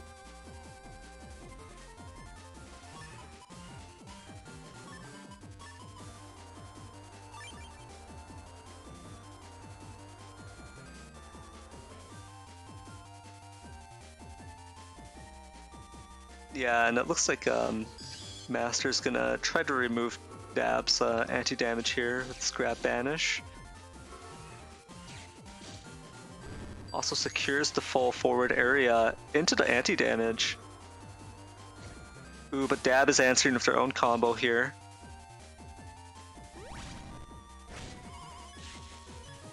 Oh, wow. Ooh. Yeah, that was a lot of damage coming out from both sides there, but Dab did get that ×2 Aqua Dragon into the Golem hit 3 there, which did over 500 damage. I think in total it would have been 740 damage there coming out, so that leaves Master with a pretty low amount of HP. Both players throwing up their defense here, but Masters gets immediately stripped by a machine gun. Oh no! Oh, this Spoutcross's chip recovery from I would go for a really helping. Yeah, this plus 50 HP there, which allowed Master to get another undershirt, but I would go for a beast over here probably. But we'll see if going for the Tomahawk cross pays off. Oh, this is gonna leave Dab with 1 HP.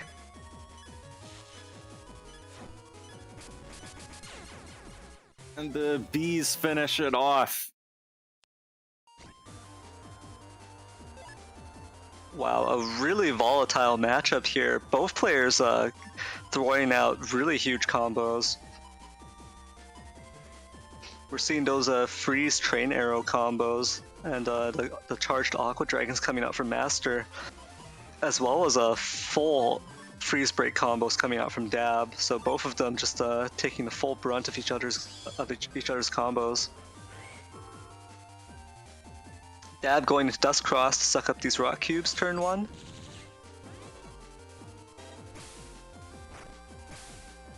But starting off of this blind, or actually not starting off, I think that was from the flash bomb right there.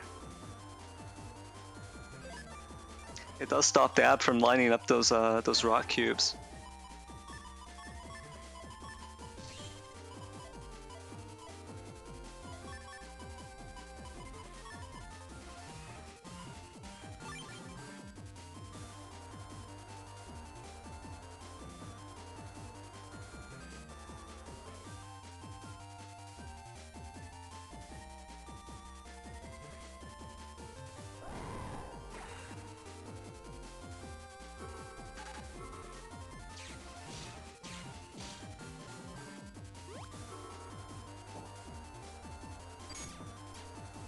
very unfortunately timed invis right there. It actually allowed Master to secure this the full ice seed. So now both panels, or both fields, both sides of the field I should say, are fully encased in ice. So this has basically become one huge skating rink. Yeah, and it looks like Master's now going for the spout cross combo with the train arrow.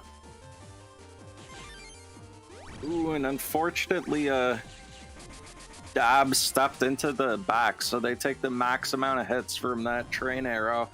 And also this Heat Man SP will be blocked by the anti-damage.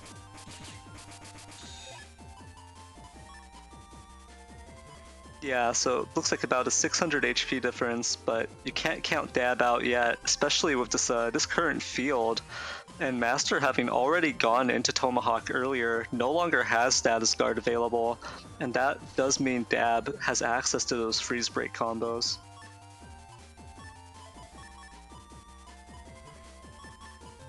And this looks like Master's gonna start off with the Hub Batch, but gets their anti-damage pop by this area grab. Ooh, both players using Hub Batch this turn, and Master not able to line up for the Erase Cross, or the Erase Man to try to decross Dab's Dust Cross.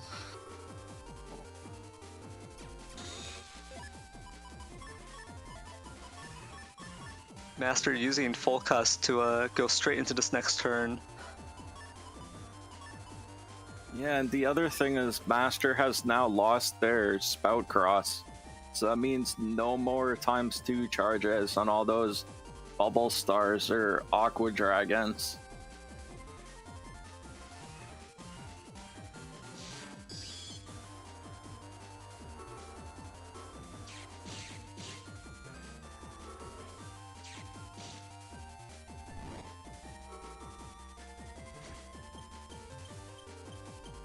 Bit of a premature usage on that Bubble Star 3 right there.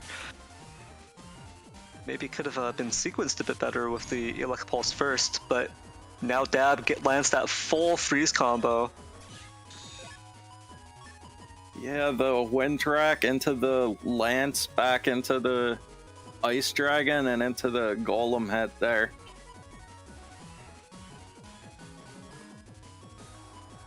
Master does buy themselves a bit of time and puts a little bit of pressure on Dab with that little freeze at the end with that train arrow.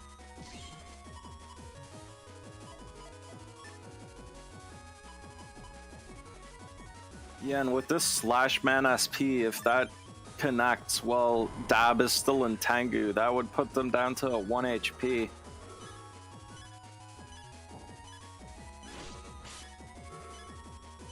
Ooh.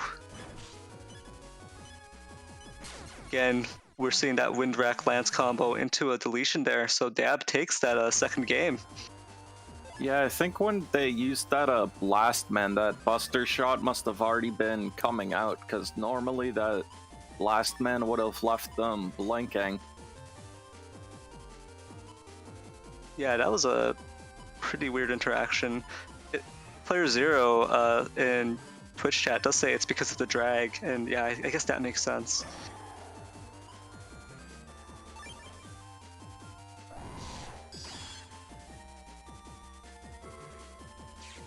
Ooh, a turn 1 beast from Master here. Oh no! Oh no! Accidentally just yeets their Flash Bomb right off the end of the field.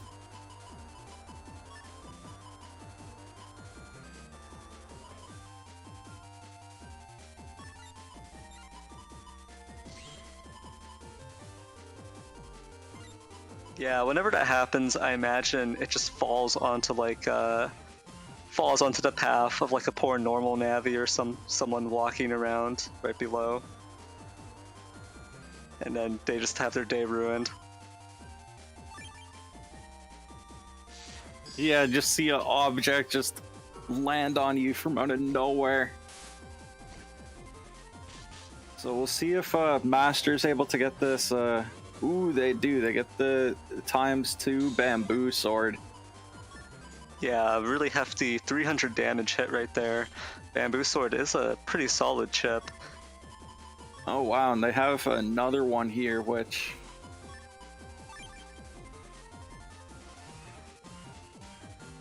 Ooh, and so they're gonna get this, looks like they're just gonna focus on this one turn of Aqua Cross with the Beast.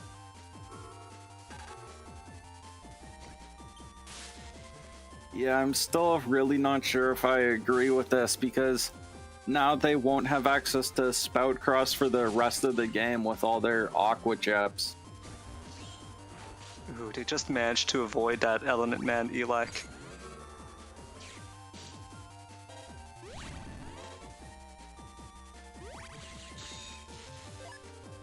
Oh wow, and they lost their Bamboo Sword.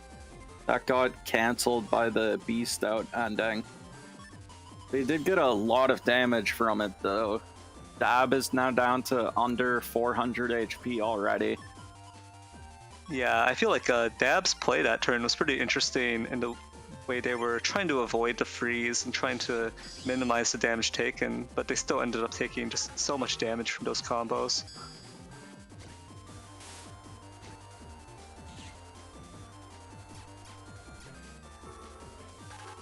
Ooh. Oh, very nice. Dad managing to protect themselves from this Element Man Fire, managing to protect their Tomahawk Cross, which is going to be very important in preventing these statuses. Oh wow, and if this anti-sword connects, yeah, it looks like Dab might have recognized that that was an anti-sword, so they weren't going for the charge shot there, because that actually would have finished off the game.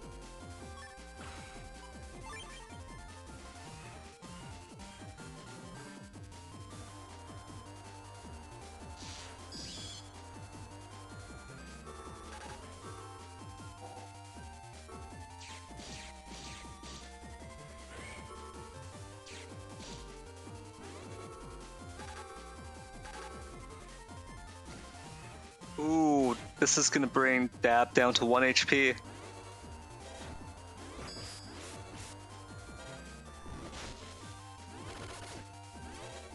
Oh, but they're locked out of the center row.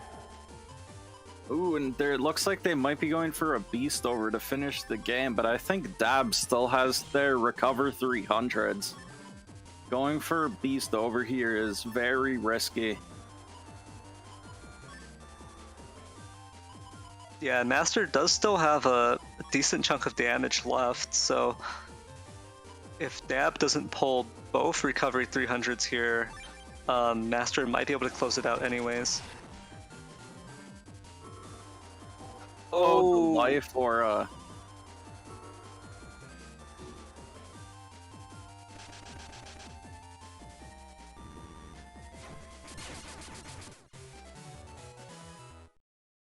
But they had the wind rack to close it out, so Master takes a 2-1. yeah, well played to Master and Dab right there. We got to see some really solid combos and some exciting play from the freeze breaks as well as the aqua combos. Yeah, that was definitely a very explosive match to watch with some of the train arrow combos coming out, as well as the the freeze break golem hits. But that will actually be it for me today. I'm glad I got to see some of those hype battles. There's still a few more to come. Yeah, thanks for casting with me, Symes, and thanks for being with us here today. And I'm glad we got to see some pretty exciting matches together. Yeah, it's always a pleasure to join the stream, but that'll be it for me today. So bye. And I'll have to catch the rest of these battles later. All right, yeah, have a great day, Symes, and thanks again. And with that, I think we have Player Zero stepping up to join me for the rest of the commentary today. Hello, everyone. And again, as mentioned before, thank you, Nerth, for the commentary. That was a blast to watch through. Yeah, definitely some really exciting matches. All right, and with that, let's head into the setups for our next match with Weenie Whistle vs Symes.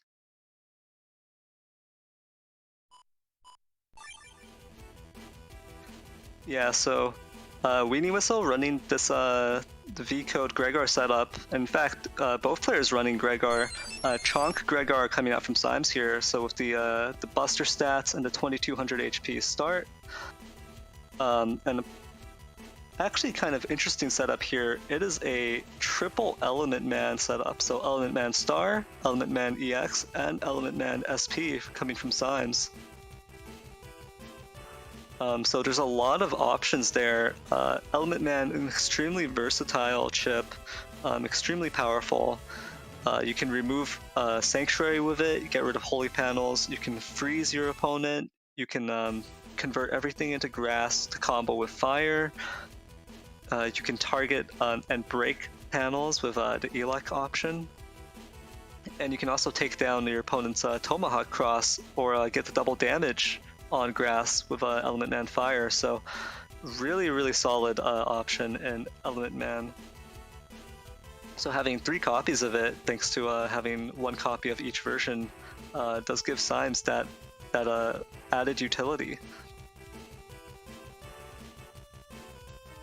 The trade-off here is, of course, that Symes isn't packing any other heavy-hitting SP Navi chips. So no Ground Man SP, no Tomahawk Man SP, so no T-Code SP Navis, no B-Code SP Navis. So you're not getting those same effects. You're trading a bit of that damage for a bit of utility. And on Weenie Whistle's side, we see that V-Code. V-Code Gregar with the Super Falcon, White Capsule, attack plus 30, and it's an Air Shoes setup. So this is going to be Air Shoes versus Chunk Gregar, so it's going to be pretty interesting to see there. And of course, as both players are Gregar, we are seeing Kernel Force being run by both players. And it's going to be interesting to see because Weenie Whistle running this V-Code. V-Code is more about that Bubble Star Elec Dragon combo, the bubble combos in general. So a lot of damage is going to have to come from that. So if the Bubble Star combo gets blocked, Weenie Whistle's going to have to lean more into the Buster and charge shots to try to whittle Symes down. Not running any SP Navis themselves, so Weenie Whistle not having that damage there. It does have Blast Man Star and Tengu Man Star, so just the normal Navis right there, not going to do a whole lot of damage. But the Tengu Man will threaten Erase Cross, so Symes is going to have to watch out for that D-Cross potential. Weenie Whistle also running 2 Wind Racks, both players running 2 Wind Racks, so being able to threaten each other's Erase Crosses is going to be vital here. Erase Beast is pretty lethal. And both players running 2 slow gauges, so 4 total slow gauges in this matchup means that almost certainly we're going to see a turn 1 slow gauge, maybe a turn 2 slow gauge, and then the rest of these slow gauges are going to be charged and used by the beasts. So as it is a Gregar versus Gregar matchup, expect to see a lot of charge shots, a lot of cross mind games, and playing around the cross beasts as well, using those beast chip charges to try to take your opponent down. Really high damage there.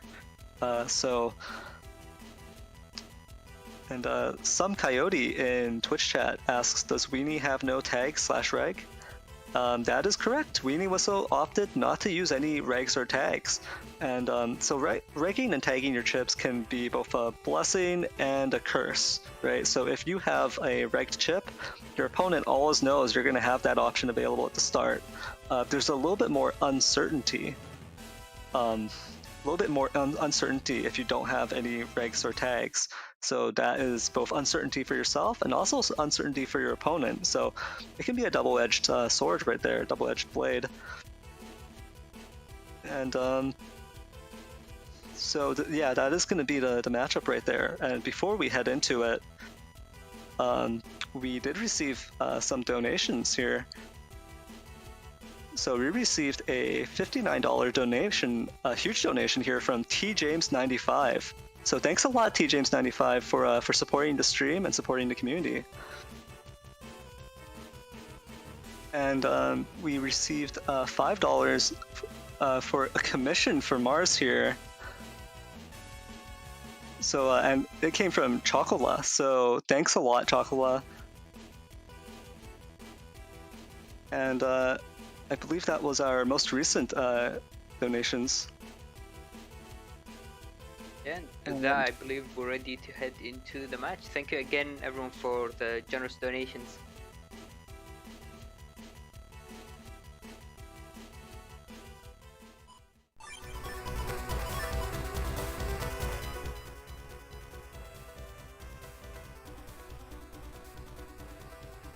So we see that Wind Whistle's already going for an Elect cross turn 1 with a bubble into Elect Dragon. So this could do a lot of damage, but also, as we've seen in the setups, one thing Wind Whistle needs to keep an eye out for is all of these Elementsmen, or Elementsmen I guess, which can give a very painful decross in the case of Elementsman SP.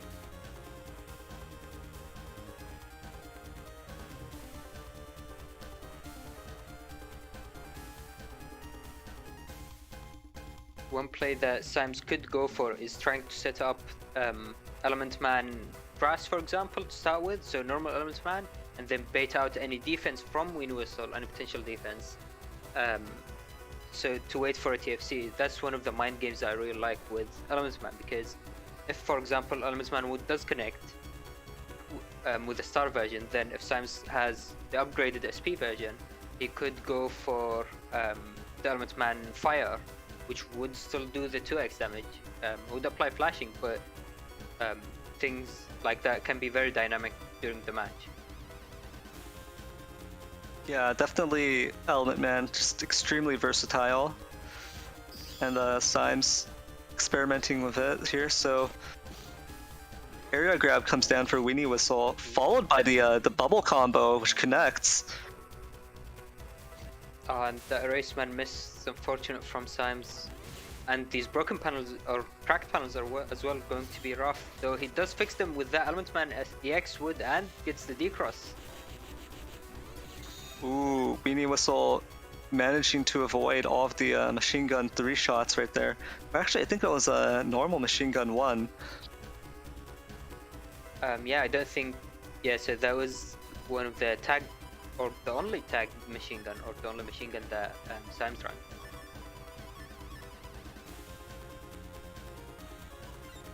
But yeah, Weenie Whistle connecting with a really huge combo there in that Bubble Star Elect Dragon, but Symes managing to take down the Elect Cross is a little bit painful for Weenie Whistle. Not going to get that same boost for the next Bubble Star combo.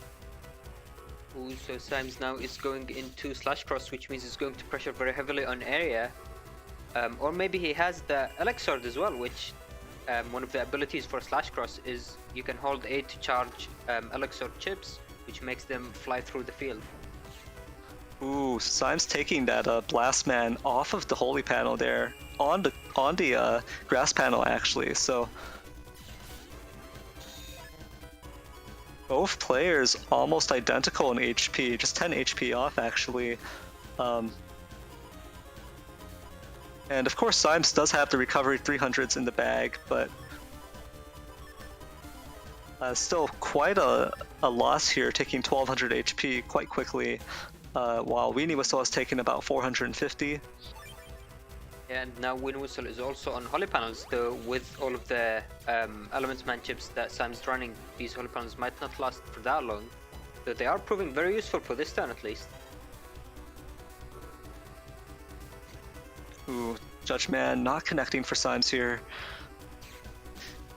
But getting a full area lock and access to at least this one Holy Panel that will be left after the Boomer completes its rotation.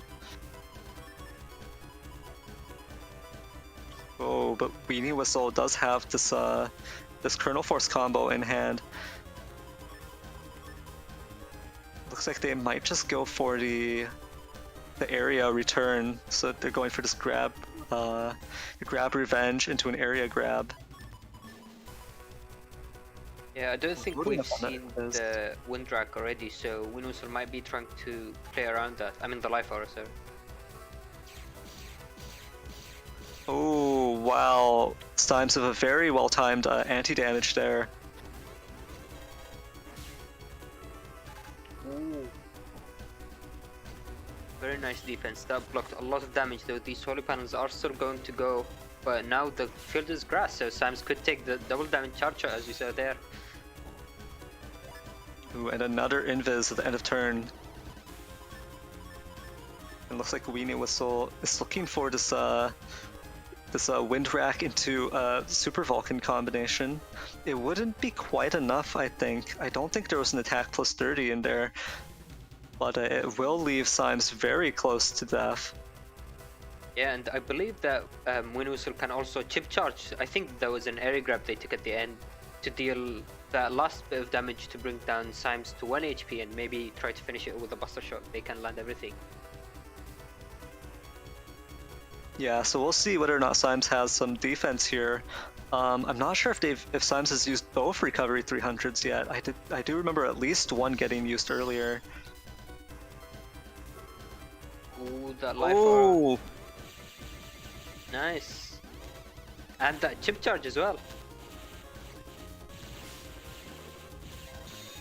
Bringing Symes down to very low HP, and now Winwhistle just needs to finish the game off, which looks like they have the tools to do it.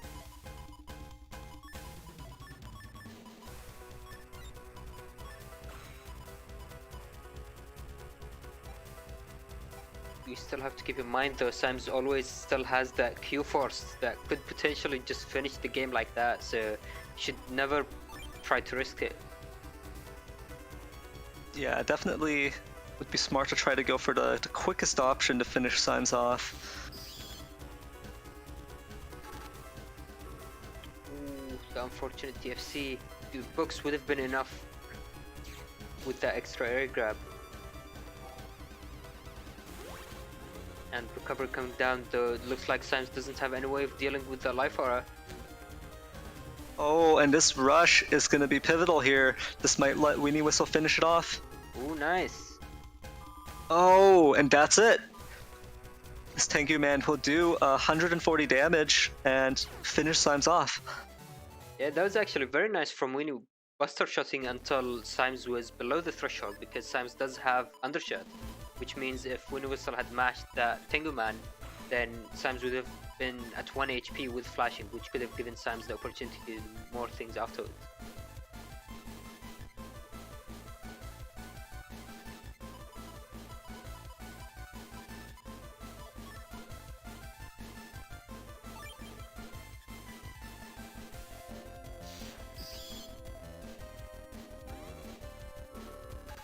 Ooh, that Eraseman miss.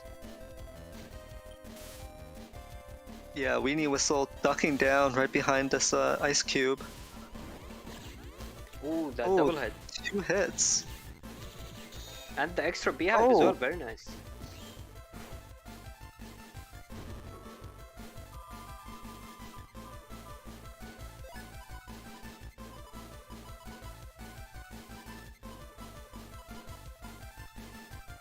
So that was interesting. So the way bubble works is that it follows specific movement. So sometimes if you're mid movement, the first bubble hit will connect, but it will put you on the panel you're supposed to end at. And if you hit a bubble on an opponent that's already in the bubble status, it removes the bubble, which is what we saw there, which actually saved Symes from taking a 2x charge shot.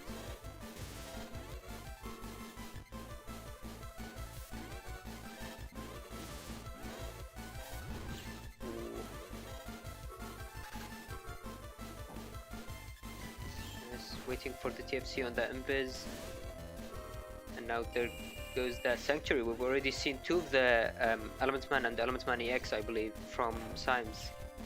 So he still has, I think, just Element Man SP as his only way to deal with the Sanctuary. Yeah, and the timing on Element Man SP can be a bit tricky if you're aiming for grass. It is a lot faster than Element Man and Element Man EX.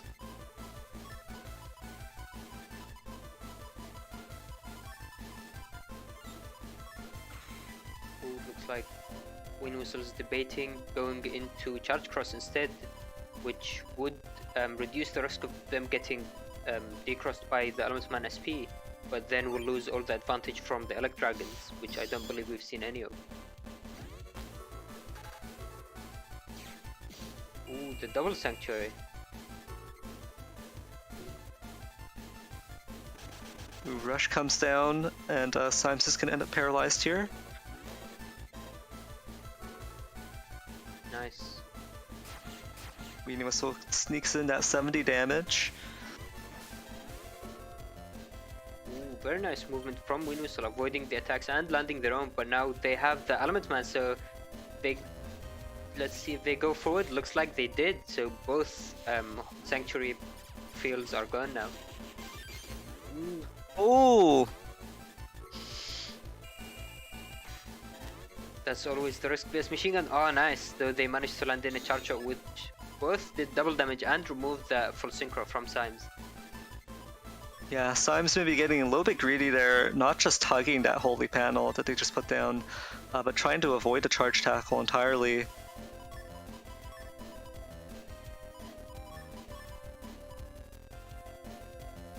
Winwhistle is doing very well so far on the offensive pressure.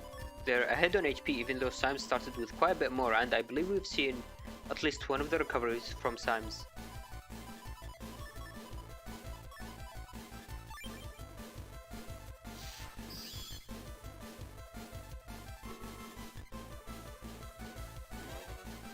Both sides going for charge cross. Let's see who's able to get more advantageous trade there. Looks like they're both just missing each other.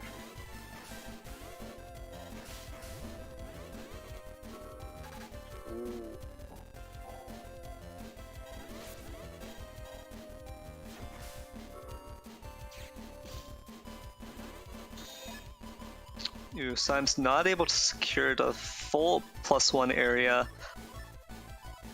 That might have been an attempt to secure the area to have Kernel Force follow up for maximum damage, but now that there's that one row where Symes doesn't have the +1, that will result in a bit of a damage difference.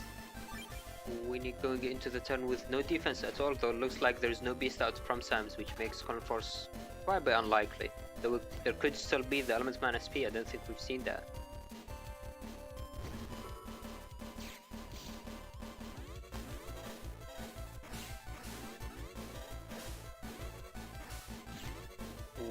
Not quite breaking all of the panels, and there it was, the Element Man SP though. Nice, Symes managed to go for the wood, which doesn't apply flashing to the opponent, which gives Symes a bit more of an opportunity to land his charge shots. Ooh, and there's another holy panel, so...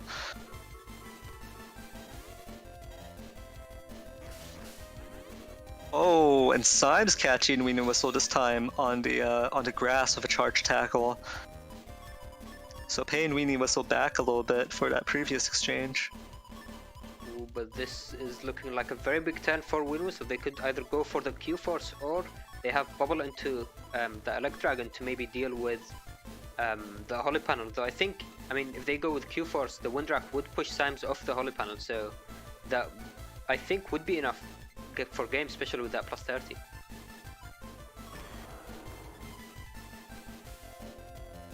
So very smart choice here from Weenie Whistle.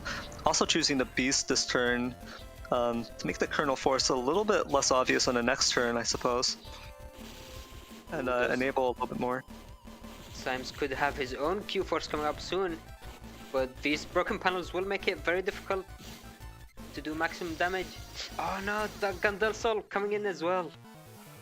Yeah, a very clutch Gundel Soul right there, stripping the invis from Weenie Whistle and doing that extra damage.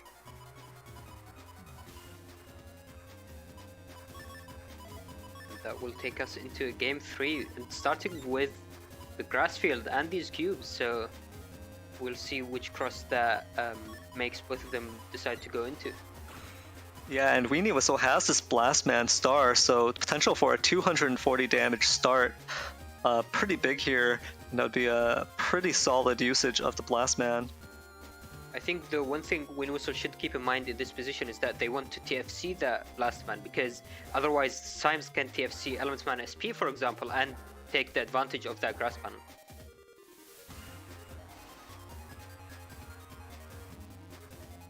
Yeah, and if Symes has any of the Element Man series on this turn, Weenie Whistle might lose their Elect Cross right off the bat. Ooh, looks like there was no reply, no defense or offense, just an air grab coming down. Ooh, and that's a slow gauge turn 1. Symes looking to trade some charge shots here. Ooh, and another miss with that Erase Man. Unfortunately for Symes, these Erase Mans kept on missing all these games.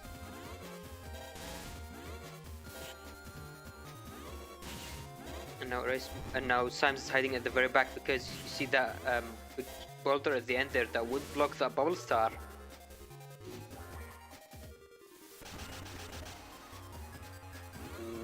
This is pretty unfortunate. Now Winwhistle, yeah, doesn't have time to connect.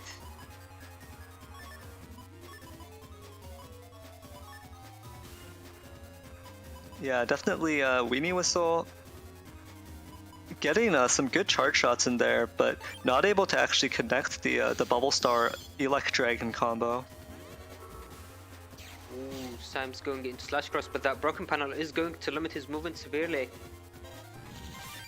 Nice! Waiting for that charge shot and then landing the hit with the bees into Bubble Star followed by 2x charge shot.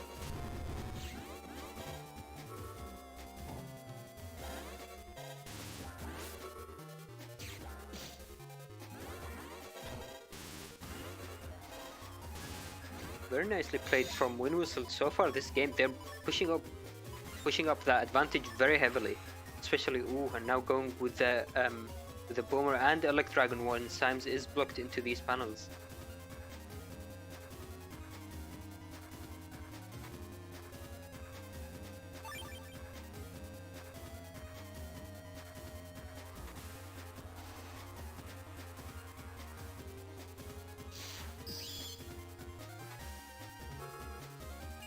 Sanctuary coming down from Symes though. Let's see if this high boomer connects. Nice.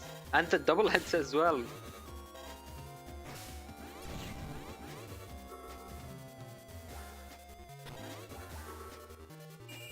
Ooh. So Symes was prepared with these holy panels and Sanctuary, so... And nice movement as well, being able to avoid most of these charge shots. Not able to connect with the Judge Man near the end of this turn, but still the Holy Panels here doing a lot of work.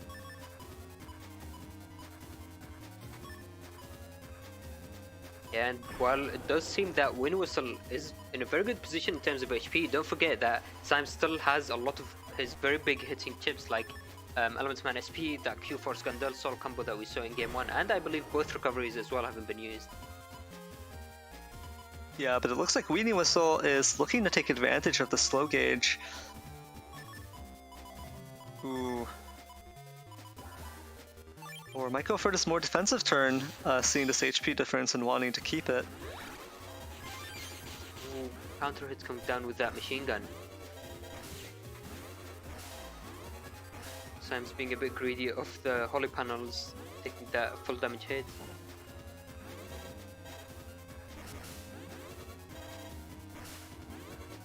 It does feel like Symes is trying to set up for an Elementsman play.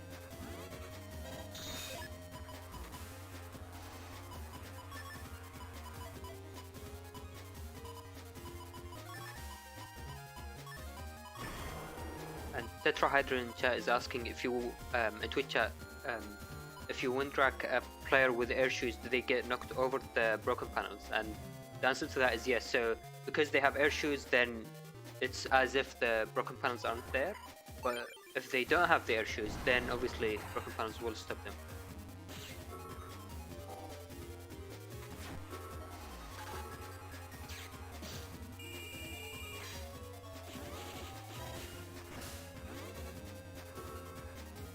Now that Holy Aura is coming down from Symes, which means that this Life Aura will have to take 400 damage for it to be removed in one hit or a wind chip. I guess there's always the timing out option, though it's always painful to have to resort to that. This extra holy panel can add a little bit of safety for Symes' movement here, but one of the unfortunate effects of relying on this holy panel instead of the sanctuary and having the sanctuary panels in the back already removed is the fact that a Kernel Force combo with a Wind Rack would push Symes off of the sanctuary, or off of the holy panels, I mean. Yeah, and it looks like that is the play Wind Whistle's going for, starting, I believe that was Tenguman to deal with the Life Aura, but also Paralyzed, which wouldn't give Symes enough time to react to that Q-Force coming.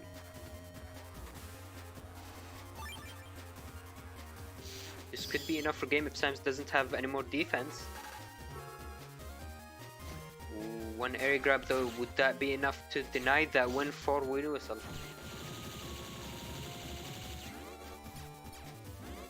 Looks like barely was. Oh, and they accidentally used that slow gauge instead of completing that chip charge.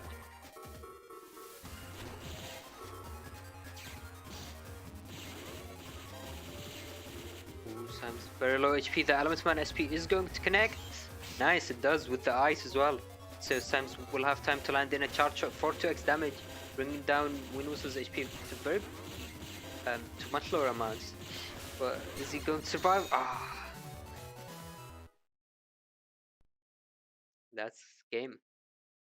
Yeah, well played to Weenie Whistle there. Symes actually making it to the end of that turn might have been a really big problem there, because I think Symes had his own Kernel Force combo that was probably going to come out that next turn. So that was probably the difference between life or death right there. Weenie Whistle landed a ton of damage, some really good combos there, and honestly just played very well.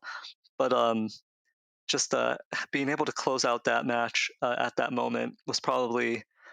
I mean, that probably would have been game in the other direction if not for that. Yeah, Symes was able to land in quite a bit of damage at the end there, even though he was around 50 HP for most of that turn. So that was actually very close at the end. Yeah, definitely well played to both Weenie Whistle and Symes there. And yeah, a very interesting matchup there. We saw Weenie Whistle overcoming that 700 HP difference plus the 300 HP from each recovery 300. So a total of 1,300 HP difference, I believe. And so yeah, just well played to Weenie Whistle and Symes. Alright, and with that, let's head into the setups for our next match with Firebolt Pro vs Lizard Lab.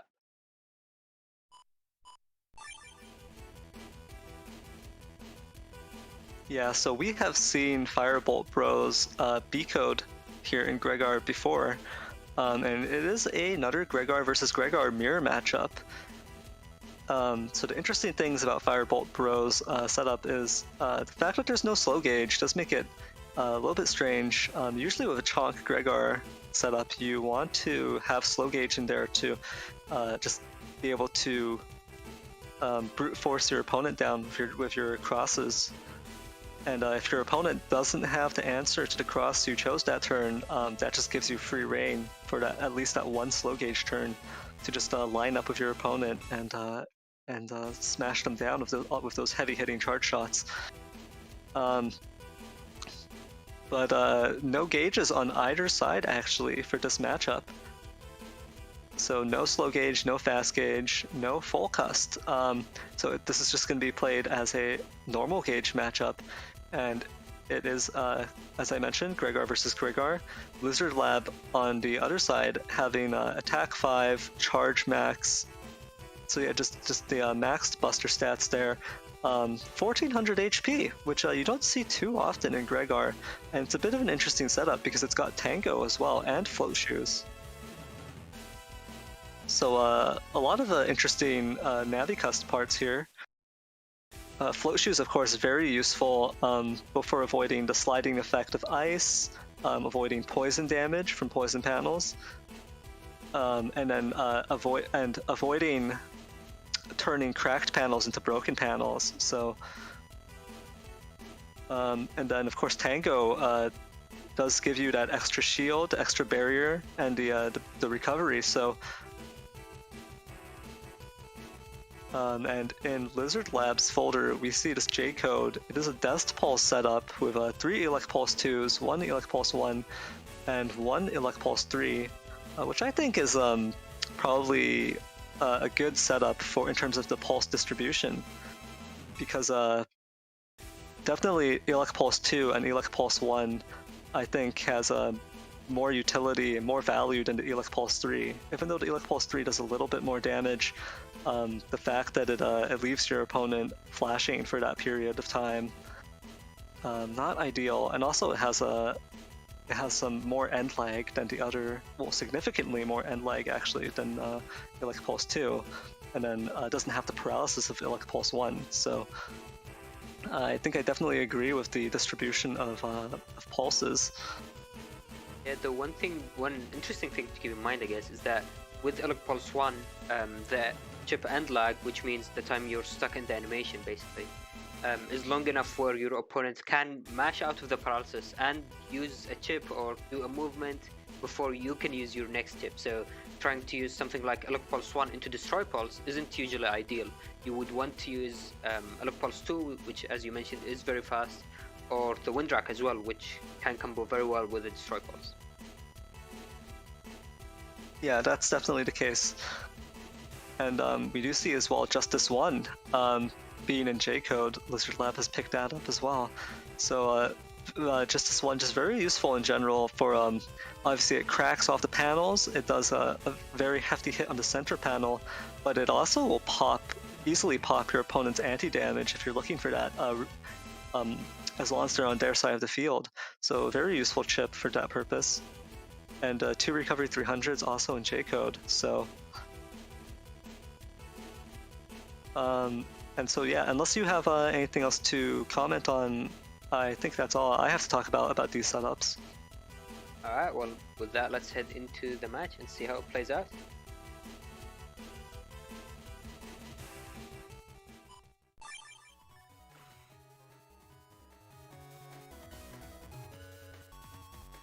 Okay, so we can see the starting hand from Firebolt Pro. I mean, one thing to keep in mind for this matchup is that both players are using quite high area grab numbers. So Firebolt Pro using 5 and 2 grab banishes, whereas Lizard Lab is using 4 and the double Judgment. So the area battle is going to be very interesting here.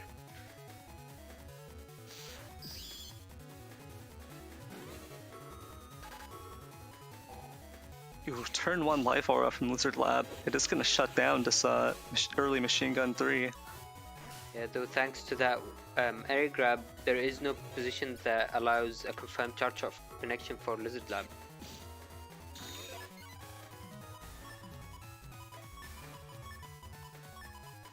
Ooh, and Swindrack will be a good answer for this Life Aura, as long as it doesn't get 3-framed. Shamarsky Simon in YouTube chat asks, float shoes versus air shoes, which would you prefer to wear? Definitely each of them have their own applications, they have their own uses. And float shoes is actually better than air shoes in specific situations, so it's really dependent on what you're up against. Yeah, I mean, air shoes can have very big advantage against Geddon, for example, or if you want to run Geddon. Where float shoes basically still get stuck there, but float shoes still has pretty good advantage against most of the panel breaking or cracking attacks, that like Dragons, Groundman, Element Man, all of these or most of these do some cracking as well. So with good movement or being careful at least, float shoes could be more than enough. Ooh, and we see this Windrak come out. It does take down the Life Aura. Both players setting up a lot of defenses here. Lizard Lab unfortunately loses both the anti-damage and Invis, since Erase Cross Charge Shot does pierce Invis. Yeah, and both players losing their anti-damage as a result of that trade. Ooh, looks like Firebolt Pro is debating taking one of the PA pieces, so I guess I don't remember which one we're going to be missing out on, but that's one of them.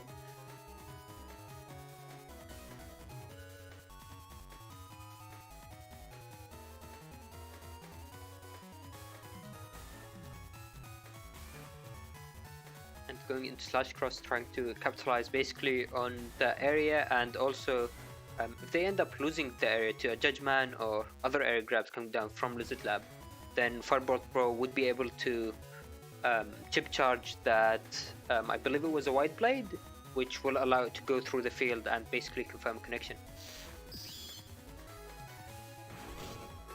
Ooh, and there's a Justice one. That was very close, barely avoiding being decrossed and taking 400 damage for Firebolt Pro. But now they stepped back, so unfortunately they will be stuck with these broken panels, so there wasn't quite enough time for Lizard Lab to take that much advantage out of that turn. Yeah, very interesting choice, stepping back through the cracked panels. Because now you don't have the vertical movement, you don't have this up and down movement available to you. And that does let Lizard Lab connect with this Judgman SP. Luckily the books aren't able to travel over the broken panels, but Lizard Lab does get their area back. Oh, nice, and we see that chip charge there and that counter hit from that machine gun. Yeah, Lizard Lab tried to use a Wind Rack point blank to push Firebolt Bro back, but unfortunately that was interrupted by that machine gun. Yeah, I believe we saw a number of times in the previous match as well with Win Whistle vs Symes where machine gun can be a very good chip to fish for a counter hit, basically. Ooh, Firebolt Bro does get the area back with this Judgman, but does not get the paralysis. Oh, and now Firebolt Bro does get the area lock that they're looking for. It is +1 area for the Slash Cross. Ooh, Q-Force does come out, though that will be very limited in terms of damage. Yeah, and Firebolt Bro wanting to answer back with their own Kernel Force. Actually, one interesting play Firebolt Bro could have done there is not going into Beast Out, just taking that Q-Force, since they have quite a bit of plus area, and I believe that would be close enough to being enough damage. With this much area, I do believe the Kernel Force would do 360 damage. Ooh, the strong force comes down.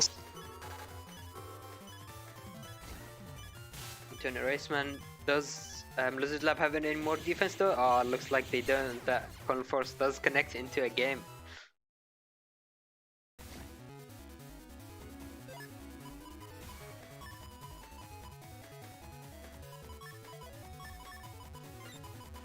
Now we're heading into game 2 and we see already 2 pieces of one of the PAs and life are on hand, though looks like Firebolt Pro deciding to go a different way, taking the Invis to start with in this ice and cube field.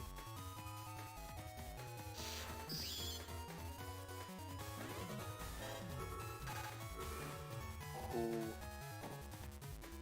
Both players using their defense this turn, Invis and anti-damage from Firebolt Bro, and Life Aura from Lizard Lab.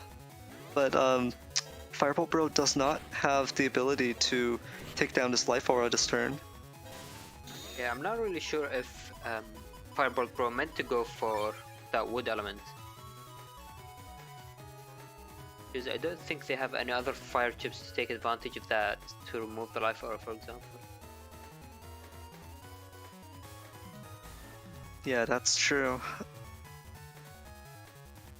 In that position, they could have tried to go for Dialect maybe and breaks or crack at least some of these panels to try to limit the movement for Lizard Lab.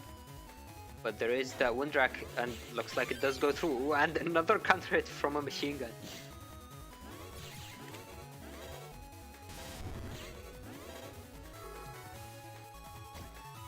Lizard Lab reclaiming their front area, but ooh, Blastman Star does do double damage on grass and remove the grass, so Firebolt Bro takes 240 from that. Anonite does bring up a good point in Twitch chat, saying that going for wood there removes the ice panels, which allows Fireball Pro to more freely move around the field, which is a good point.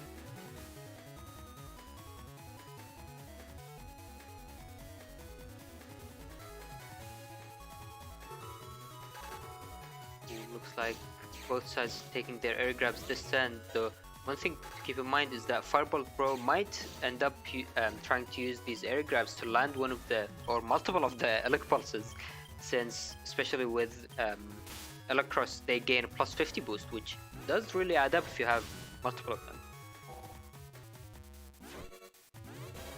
Ooh, very nice, and taking that immediate Twin Drac as well to deal with that Life Aura.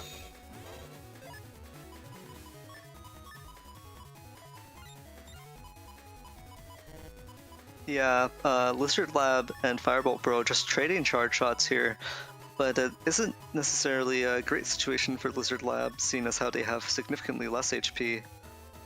They do still have their Tango and Recovery 300s, while Firebolt Bro does not have any recoveries.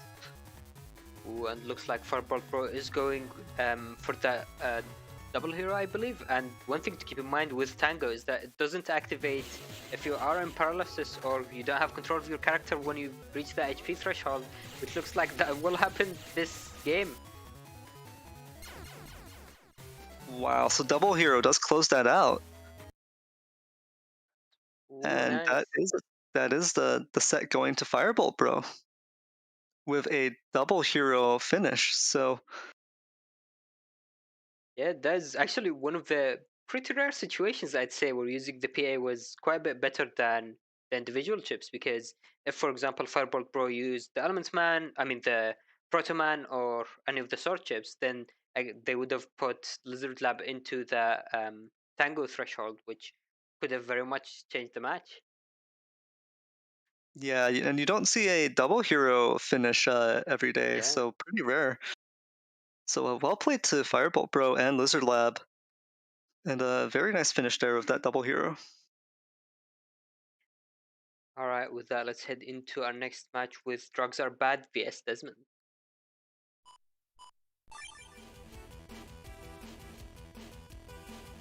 Yeah, so Dab on the left here and Desmond on the right.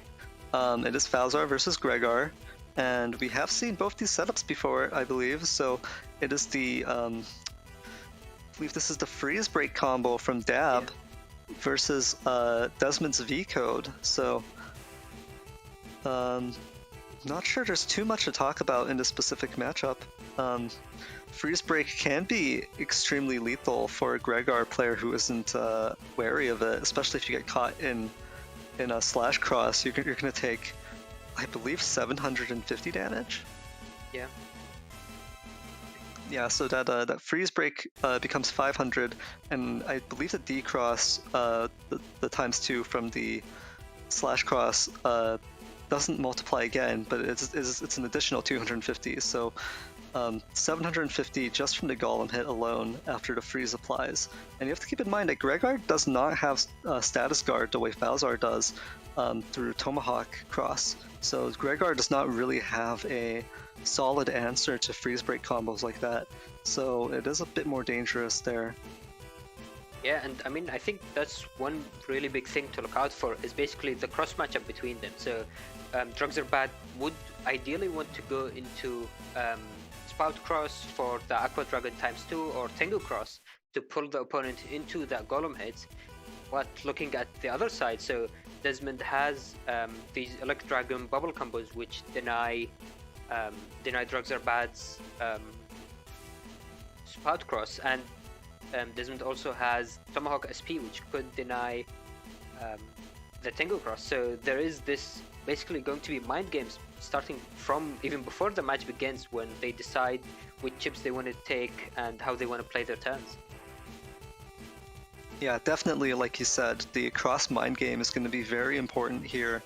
It's going to be interesting to see who comes out on top and what their approach is going to be. So I think with that, we can head into the set. Alright, let's see how it plays out.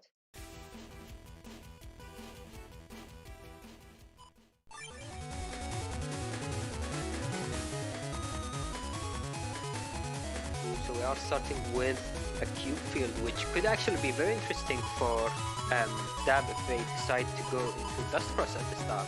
Because so one of the abilities of Dust Cross is that they can take in objects with a B-back input and fire them as 200 damage breaking projectiles, basically, which would go very well with the Ice Seed and Aqua Dragon for the freeze. Yeah, and Desmond only has Erase Man in terms of their cursor chips, so there isn't too much risk there of losing that Dust Cross before you can get value out of it.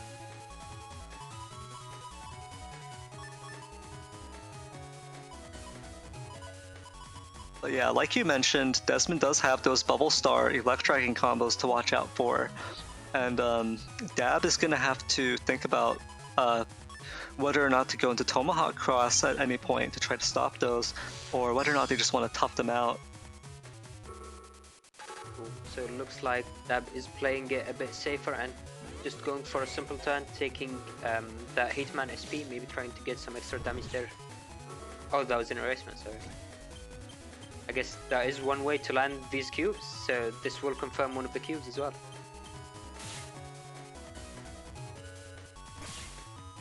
Ooh, and this is a slow gauge turn thanks to Desmond, who lands one of these Bubble Star Electragging combos, but not with the Elec Cross boost.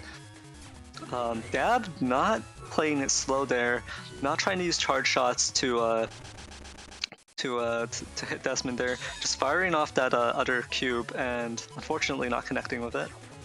Yeah, I mean, one thing to keep in mind, unfortunately with online conditions, sometimes connection between two players can be a bit rough, and I believe that was so in this matchup. I think their connection was around 50-60%, which obviously isn't ideal for trying to time stuff like this. Yeah, we are an international community, so depending on your location, your connection is going to be different for each matchup. And here, Desmond area grabs forward here. Ooh, the unfortunate miss. Oh no. Yeah, now Desmond is able to get that very high damaging D-Cross, though Drugs Are Bad does still have recovery in hand, just waiting a bit more before using it. Oh, and a very nice sidestep from Dab, watching out for that erase man, but does get hit by this Tomahawk SP.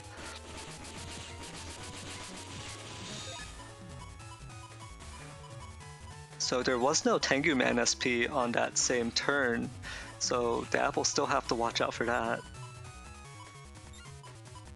And now Dab has a few things to keep in mind. They could try to go for a Spout Cross turn, maybe go for these Aqua Dragons. Maybe the other option is to go for Tomahawk, trying to avoid a potential Q-Force coming out, or bubble into a Leg Dragon combo. Or Super Vulcan, because, I mean, Desmond is in Beast out. Ooh. Oh, unfortunate missing that. Ooh, nice. Oh, very nice sidestep there. And looks like the second one will get blocked by the Life Aura. And there was still a third one though.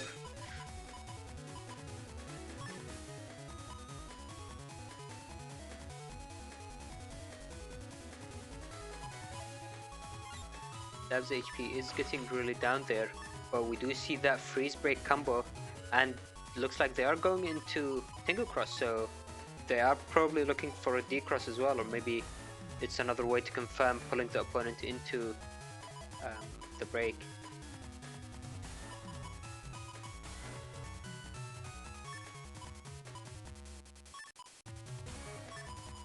I think there is some value in going into Spout Cross, since the Spout chip heal can be really nice in trying to get the maximum potential out of the undershirt. Ooh.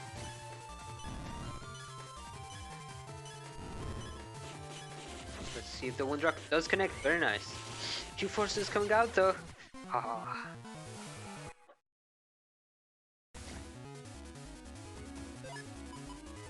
Yeah, unfortunately, Dab not able to get the combo out before the Q-Force comes.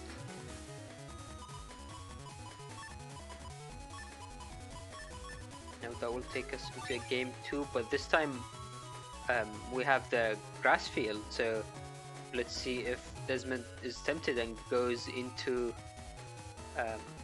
charge cross. Yeah, charge cross and heat cross would be, they would get the double damage with their charge shots here, but you have to keep in mind that Dab does have those Aqua Dragons, so it's a bit of a risk, and I'm not sure if Desmond will end up taking it. Yeah, and one interesting thing we could see there is the Ice Seed actually getting the D-Cross if Desmond ends up stepping under it. Oh geez, but Dab taking... Oh, wow! And sidestepping that Erase Man as well. Dab pulling off a full combo right there. I think that was a Wind Rack into the Lance, into the Aqua Dragon. And finishing off with that Golem hit, yeah, that was really big combo as well, doing... I think that was almost 1000 HP in one turn. Yeah, and I was just about to say that Dab actually took those 2 charge tackles on grass, so actually took a lot of damage for basically for free there, but just immediately a huge swing back. Ooh, and now Dab is going into Electros. Nice, looks like the Judgment SP will connect. I don't think they have enough time for a charge shot. It looks like they are just going for the wood for the D-Cross. Nice, and they can connect it as well. Machine Gun could be just game right there.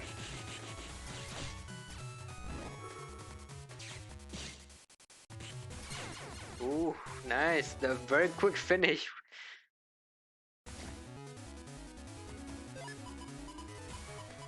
Yeah, Dab definitely demonstrating what happens when you get caught out by a freeze break combo very early there. And then also just playing those the cross mind game a bit and getting the edge there as well. So now going into game 3 with the ice field, this could potentially be very nice for Dab, but let's see what Desmond decides to go for. So Desmond might try to go for the counter mind plays basically, and going for the opposite cross that they expect Drugs Are Bad to go for. So we might see Ella cross, we might end up seeing even a fire cross if Desmond ends up trying to read into it too far.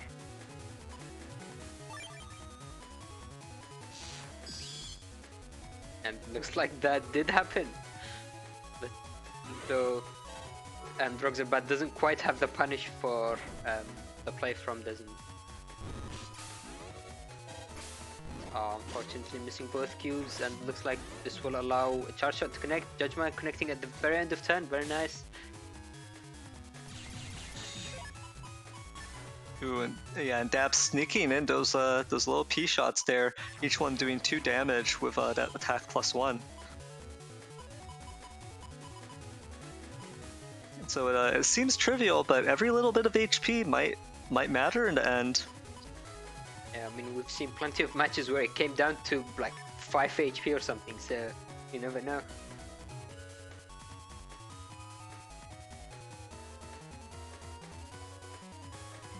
Looks like Dab is considering taking slightly more conservative turn, taking just the recovery and that Lance. Lance could be very nice in connecting because of these ice panels, so Desmond would basically be forced to go back to try to realign. Oh, interesting, going to Beast out though. Ooh, Fire Burns coming out. And Super Vulcan! That's going to be very painful. I don't believe that was a boosted Super Vulcan though, so I think that was just a 500 damage Super Vulcan. Yeah, and with that 500 damage, that brings them within about 105 HP difference. So, ooh, but looking at this hand, this can be very strong for Dab though. And looks like that is the order they go for. Still no Aqua Dragons, unfortunately. Otherwise, there would be the potential for this this freeze break combo setup. Ooh, oh, nice. Desmond wasn't able to move out of it. Ooh. So Dab does end up frozen, but Desmond will end up paralyzed at the same time. Ooh, balls are coming down into the Elect Dragon, dealing 3x damage. Ooh, counter hit with that Golem hit.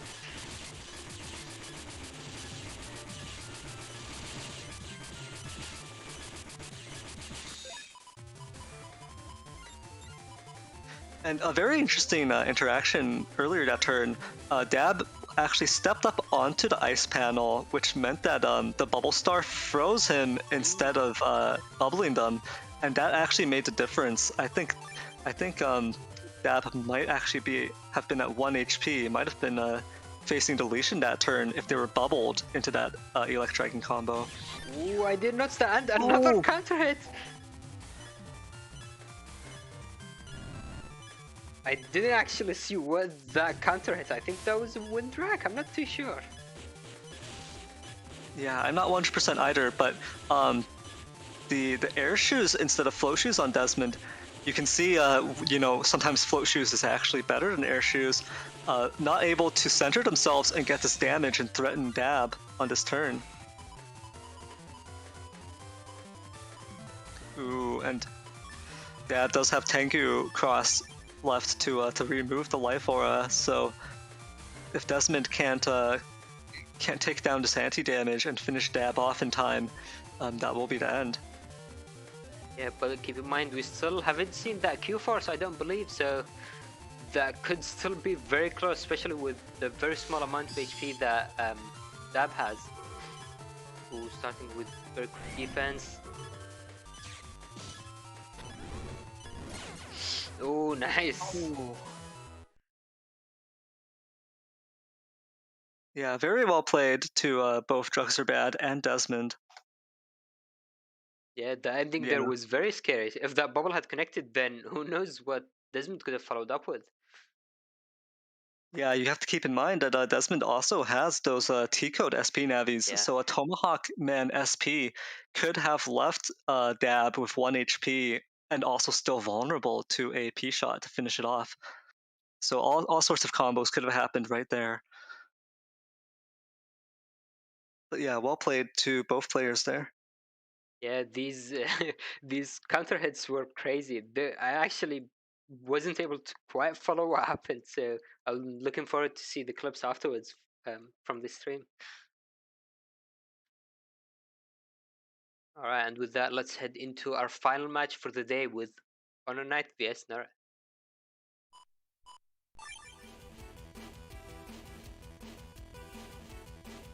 So I believe we have seen both setups already today. We have the G code coming up from Honor Knight with a little bit of W code. And it is a Falzar versus Falzar mirror matchup. And then we see the W code coming out from Nerif with this Gundel Soul 3s and Geddons, and as well as the wood chips in W. And basically no defense other than a life aura, so extremely vulnerable to D-crosses and extremely vulnerable to combo setups, essentially. While Honor Knight is running a full 3 invis, 3 anti-damage, barrier 200, life aura, and sanctuary. So just a full complement, just the complete package of defense here. And both players have the same setup in terms of Navicust. So 1400 HP, attack 4 setup, both players running Meteor Knuckle. Both players having Element Man SP as a splash option, but Honor Knight also packing this Ground Man SP, so because it obviously is in code with G, so a lot of potential damage coming up from their 130 times 3, and that is 390 damage, so that's actually just a massive amount of damage, even if your opponent isn't in Slash Cross. I mean, if they were in Slash Cross, that'd be 780, so just a really big threat coming from that. And it is a double fast gauge versus double slow gauge setup, so this is pretty interesting. So there will be the mind game in terms of, who wants to play out the gauge in normal gauge, who wants to throw out their gauge first. Yeah, so I mean, to be honest, fast gauge isn't that bad for you. You have a lot of very hard-hitting chips, and although the Gundel Souls would be very much limited, you can still take good advantage out of fast gauge as well. Yeah, the interesting part of W code is also that because it has Bamboo Sword and Mega Boomers and such, those chips do not leave your opponent flashing when they hit, so they can do multi-hits, and there's nothing stopping you from rapidly chaining those chips together. So definitely fast gauge is not that bad for W code either.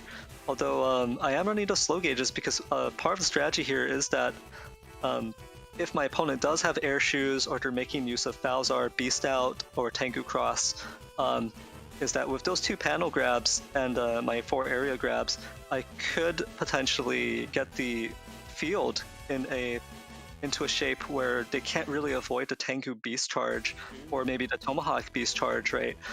And so that would be a good way to convert Gundel Soul 3 into a good amount of damage, even if your opponent has air shoes.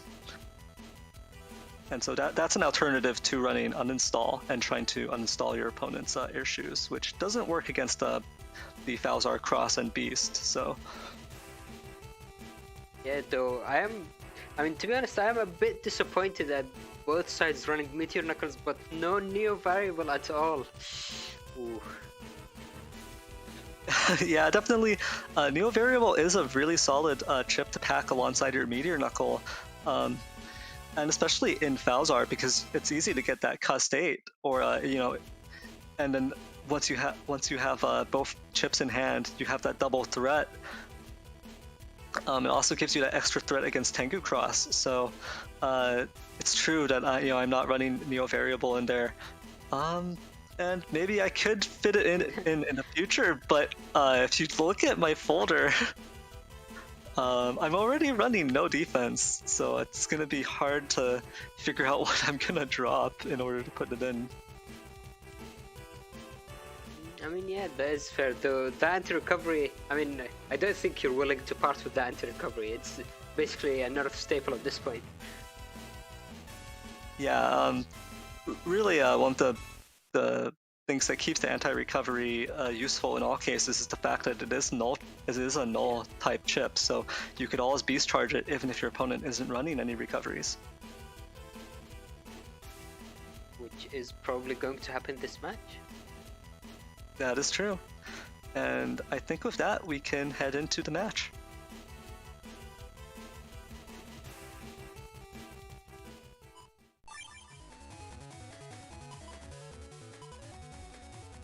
We already see that Reg grab Revenge, Judgment, and 2 area grabs. So one thing to keep in mind is that both sides are running a lot of area grabs, a lot of ways to control area basically. So there will always be that balance and basically another battle between them that will go on. Yeah, and we also see that Wood Dragon, Heat Dragon combo right off the bat here.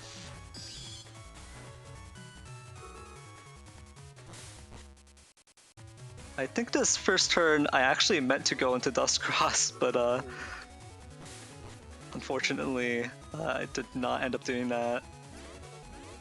I mean, Dust Cross is an interesting play to go for. I guess you had the Life Aura, so you were prepared for any Magnums, but looks like that Wood Dragon removes that very quickly. Then that Groundman is going to be met with no defense, unfortunately. So that's one of the main things Ono Knight has basically peace of mind for. He can use most, if not every chip, without really worrying about defense. Yeah, and that Heat Dragon was used a little bit early, but the Wood Dragon actually did do a double hit there, removing the Life Aura and getting a hit as well. And then the Groundman SP connected as well, so I've quickly lost about half my HP. And looks like Ono Knight does have a pretty defensive turn, and they are considering going into area grab, maybe trying to pressure with chip charges, especially seeing these 2 broken panels.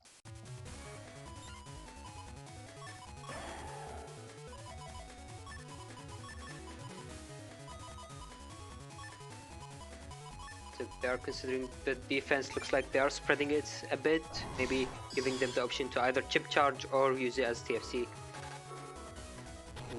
The unfortunate getting coming out though. Nerf might still have these Summon Blacks, which could gains some benefit.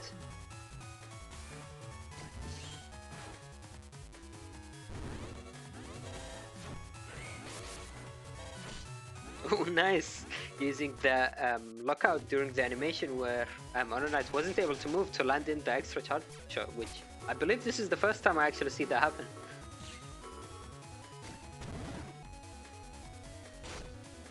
Nice, using that Sun Black will bring Honor Knight's HP down by quite a bit actually. They started with the same HP, so Honor Knight does have a bit of a lead.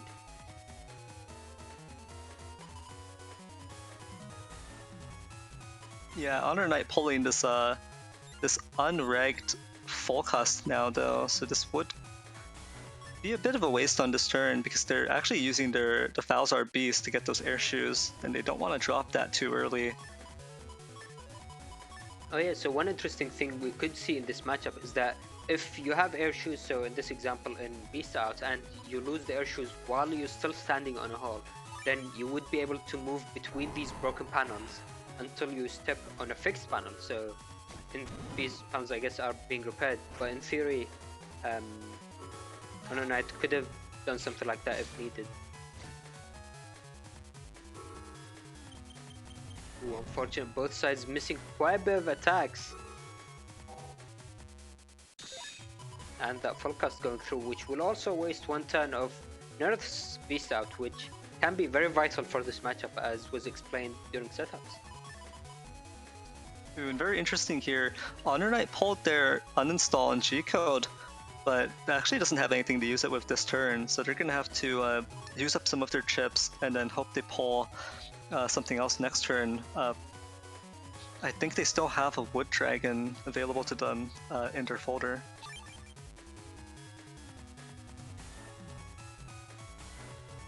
One thing to keep in mind actually is that Nerth is in Tengu Beast Out, so these are two of the options that Nerth would have to get for air shoes. So Nerth ideally would want to use the Geddon or try to avoid these broken panels as much as possible. Whereas Honor Knight still could have Dust Cross for the late game breaking panels, I believe.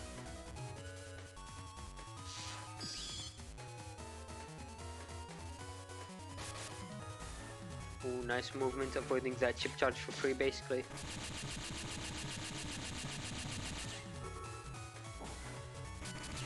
Ooh, using the Invis a bit early, I believe, from Honor Knight. Actually, do you want to explain how the Invis and barrier interaction works? Yeah, so the way Invis and Barrier ends up working out is that when you're in an Invis state and you have a barrier up, you will actually take multiple instances of damage from certain attacks. And so your Barrier 200, in this case, Honor Knight's Barrier 200, actually got burned more quickly from the Faldar Fetters as a result of the Invis. So it basically counted it as taking multiple hits. So the HP of the Barrier 200 was actually dropped more rapidly. Yeah, I believe Feather Busters and normal Buster shots count for double damage, so that was like being against Buster 8, which we saw how quickly that was able to remove the barrier.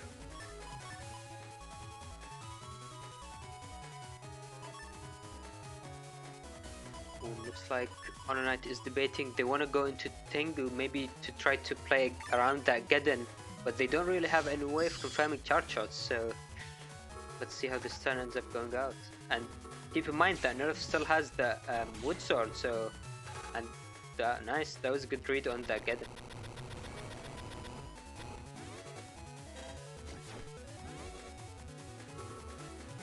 Ooh, nice TFC that will save the defense and keep the life aura as well.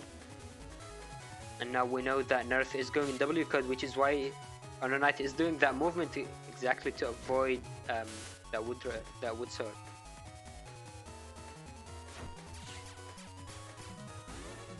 Yeah, that ×2 bamboo sword unfortunately does not connect to remove the life aura. Instead, there's a little bit of collision damage. And now both Tomahawk and Tengu crosses are gone from Nerf, so these are pretty vital crosses for your build, especially with all of the chips that you could potentially use.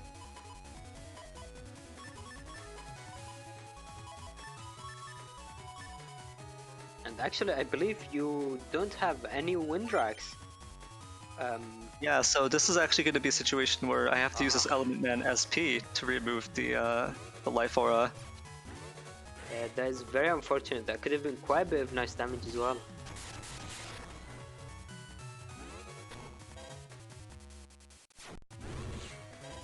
Ooh, on a Knight going for that nice break and then cracking these panels. I mean, playing it patient, using that defense at the end of turn, setting up for next turn. There is still Meteor Knuckles, but unfortunately, even with the maximum number of hits, it doesn't quite do all of Honor Knight's HP, so this can be pretty difficult position for Nerf to try to come back from. Yeah, definitely a 932 HP difference here is going to be pretty rough. Ooh, and Honor Knight has his own Meteor Knuckles, which again, against Nerf, who has no defense, that could basically finish off the game very quickly.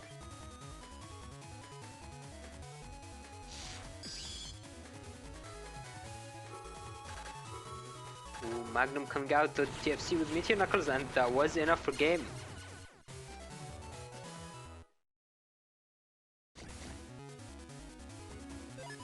That takes us into a game 2. So that was actually very interesting, very methodical game 1. Seeing both sides trying to play around the other person, Honor Knight going into Tengu and Beast out very early, and then playing around Geddon. Yeah, so Bitmuffin in Twitch chat says, I was expecting Beast Over. And actually, Beast Over was definitely on the table, but the problem was that there wasn't a way for me to do enough damage within one turn of Beast Over, and then immediately on the next turn to actually turn the game around. So I needed to survive one more turn and land a little bit of damage there in order for that to be a viable option. So, and this is a grass field of double guardians, so we are going to have a contest here to see who gets to suck up on this.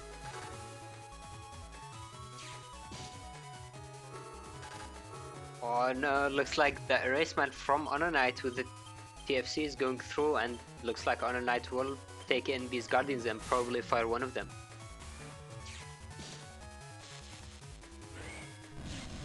Ooh, nice.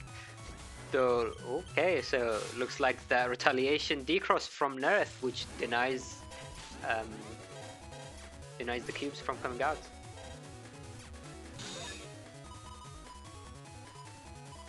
Ooh, these chargers bringing them down to 10 HP difference, and now Honor Knight might be tempted to go into Tengu Cross or Beast Out. I think Beast Out might be the slightly more likely option because Honor Knight doesn't have any defense in hand, which could make a decross very, very painful.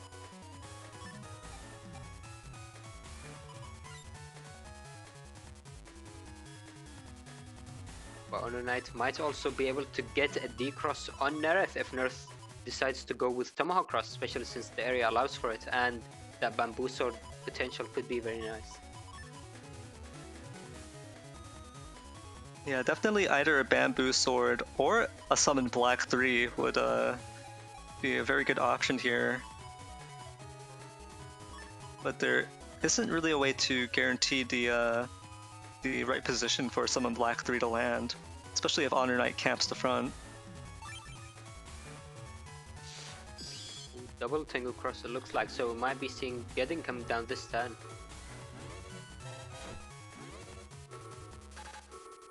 Ooh, Elements Man coming down, that will do 2x damage, but unfortunately this will mean that Grab Bat Revenge will go through, dealing quite a bit of damage and returning the area for Honor Knight. Ah, that was a bit too early, yeah.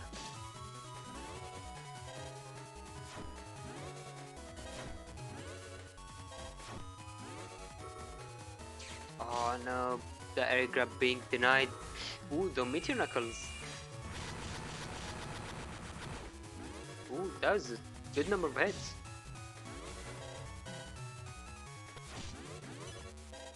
Ooh, very nice being able to land that charge up for some extra free damage, and now Honor Knight is basically going to want to stay on these holy panels to try to minimize the damage as much as possible.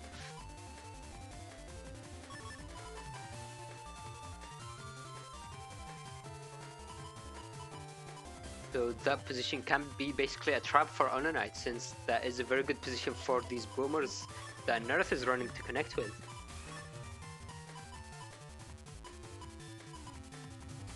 And only a single anti-damage, so we might see a Summon Black even coming out from Nerth. Oh, and there goes that boomer. Let's see if Honor Knight is able to step away from it using defense just in case, because boomer can sometimes land multiple hits. Ooh, one of them does go through, and oh, nice. So gets a decross on Nerth, but then Nerth retaliates with his own Summon Black, which will bring down Honor Knight for 1 HP. We are, never mind, we are in slow gauge now, so it's going to be very difficult for Honor Knight to live through, and the chip charge finishes off.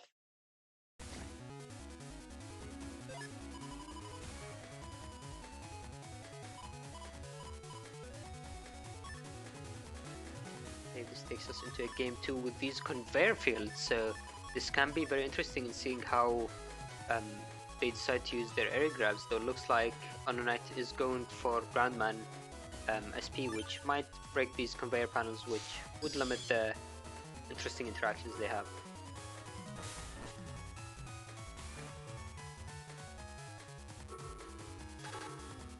Area grab exchange.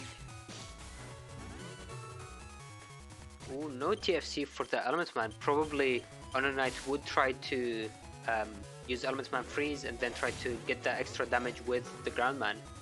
Or never mind. It was I completely forgot about beats. That was very patient play. I think Honor Knight was planning to throw that Element Man to beat, and is now going for this Invis Anger play with Ground Man. And no defense means that does connect, dealing massive damage. But now Honor Knight is locked in place, which means we'll probably see Beast Out or Tango Cross coming out next turn. Yeah, like I mentioned before, that ×2 Groundman SP, that is 780 damage, so more than half my HP right at the start. Yep, that's what sometimes happens if you run no defense, unfortunately. Yeah, unfortunately there was no way to prevent that damage. I mean, you say that, but now that I look at you... There was nothing I could have done. Unfortunately, that was just unavoidable. Yeah.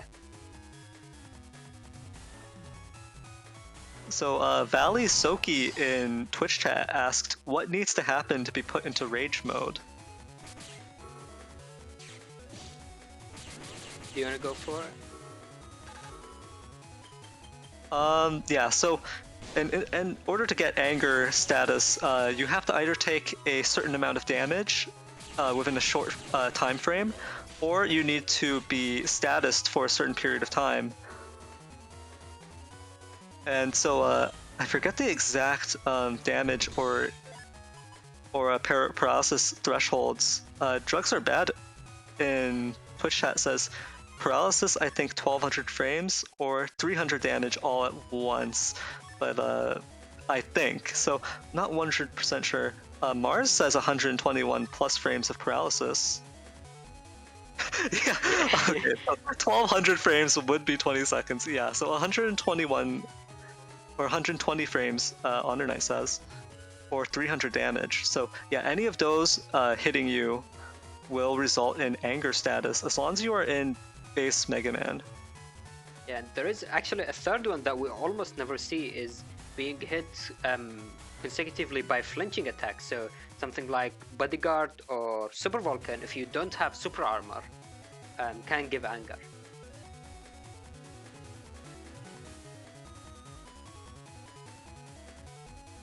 So both players here down to about 300, 400 HP. Ooh, that was unfortunate TFC from Honor Knight. Oh, but that nice, very nice TFC. Ooh, though there is the Judgment follow-up. Let's see what Nerth has. There is Wood Dragon, which is being chip charged and does connect with a counter hit into a Heat Dragon, bringing Nerth down to 1 HP, and that will finish off that game. Yeah, well played to Honor Knight there. Just some really solid play all around, and yeah. um, it was pretty difficult to play around Yeah. Honor Knight's usage of Tengu and Falzar Beast to get those air shoes for those turns that they needed. Um, so I was expecting some pretty solid play from Honor Knight, but also I just didn't get some of the pulls I needed. Um, Mm. there were turns, so I feel that because Honor Knight doesn't have that regged full cast, there was some potential to do like a turn one um, Geddon Gundal Soul or just Geddon Cheese. And in the end, the chip draws I had on for my turn ones and turn twos just weren't conducive to getting an early Geddon play and getting early Gundal Uh, Soul plays. So unfortunately, I never managed to pull any of those off. And Honor Knight didn't actually, I think for at least one or two of those matches, did not actually go into a very early air shoes. So even though there was the potential, I just ended up missing it. yeah, and I mean, especially in that game three, we saw there with Honor Knight being able to land in that Groundman SP, which, I mean, being realistic, if you had a Geddon turn one, then that Groundman SP would have been blocked by that Geddon. So, Geddon is overall very solid chip. So, being able to get that early and being able to solidify at least a full turn with it in play can very much flip a matchup, basically. Yeah, definitely. But yeah, again, GG, well played to Honor Knight. Yeah, so that was unfortunately the final match for the stream. So, just as a quick reminder, this was the second round robin stage stream, which means that starting from next week, we will be going into the top cut bracket for Blood Moon. So, as you can see on screen now, these are the current standings for the round robin stage. So, obviously, the round robin stage is still going on, so there is the potential for more matches to be played today. I think until 10 p.m. PST. I don't remember the exact timing. But yeah, so there is still that potential of matches to be played, and these arrangements to be changed. But that's how we might end up looking into the top cut stage, which I believe will be a top 8. Though again, we are still finalizing a few things in terms of the tournament organization, so a few things might change around. So keep an eye out for any announcements coming up.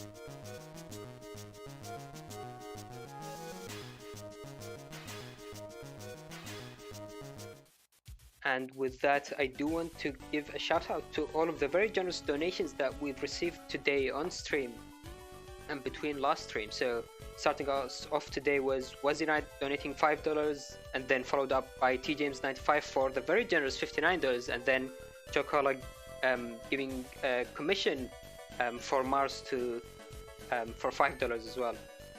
And just to briefly explain what is our Ko-Fi and how everything works. So basically, the Ko-Fi page is a way to support the N1GP and the events that we're running. And every donation will go into improving our setups or helping basically organizing things. And we also recently opened up the commissions feature, which basically allows you to donate or give a tip to some specific members of the backend, which can come in with extra incentives. So, for example, you can pay $3 for Enduring Grade to as a tip, but then do an add-on for $5 for your own double vote, which Enduring Grade does do for all of our streams. There's also helping Mars develop BBN3, which is basically going to revolutionize all of the Battle Network PvP with a lot of work going into it as well. And then finally there's Player Zero, which I'm helping running the stream and managing a few things in the backend.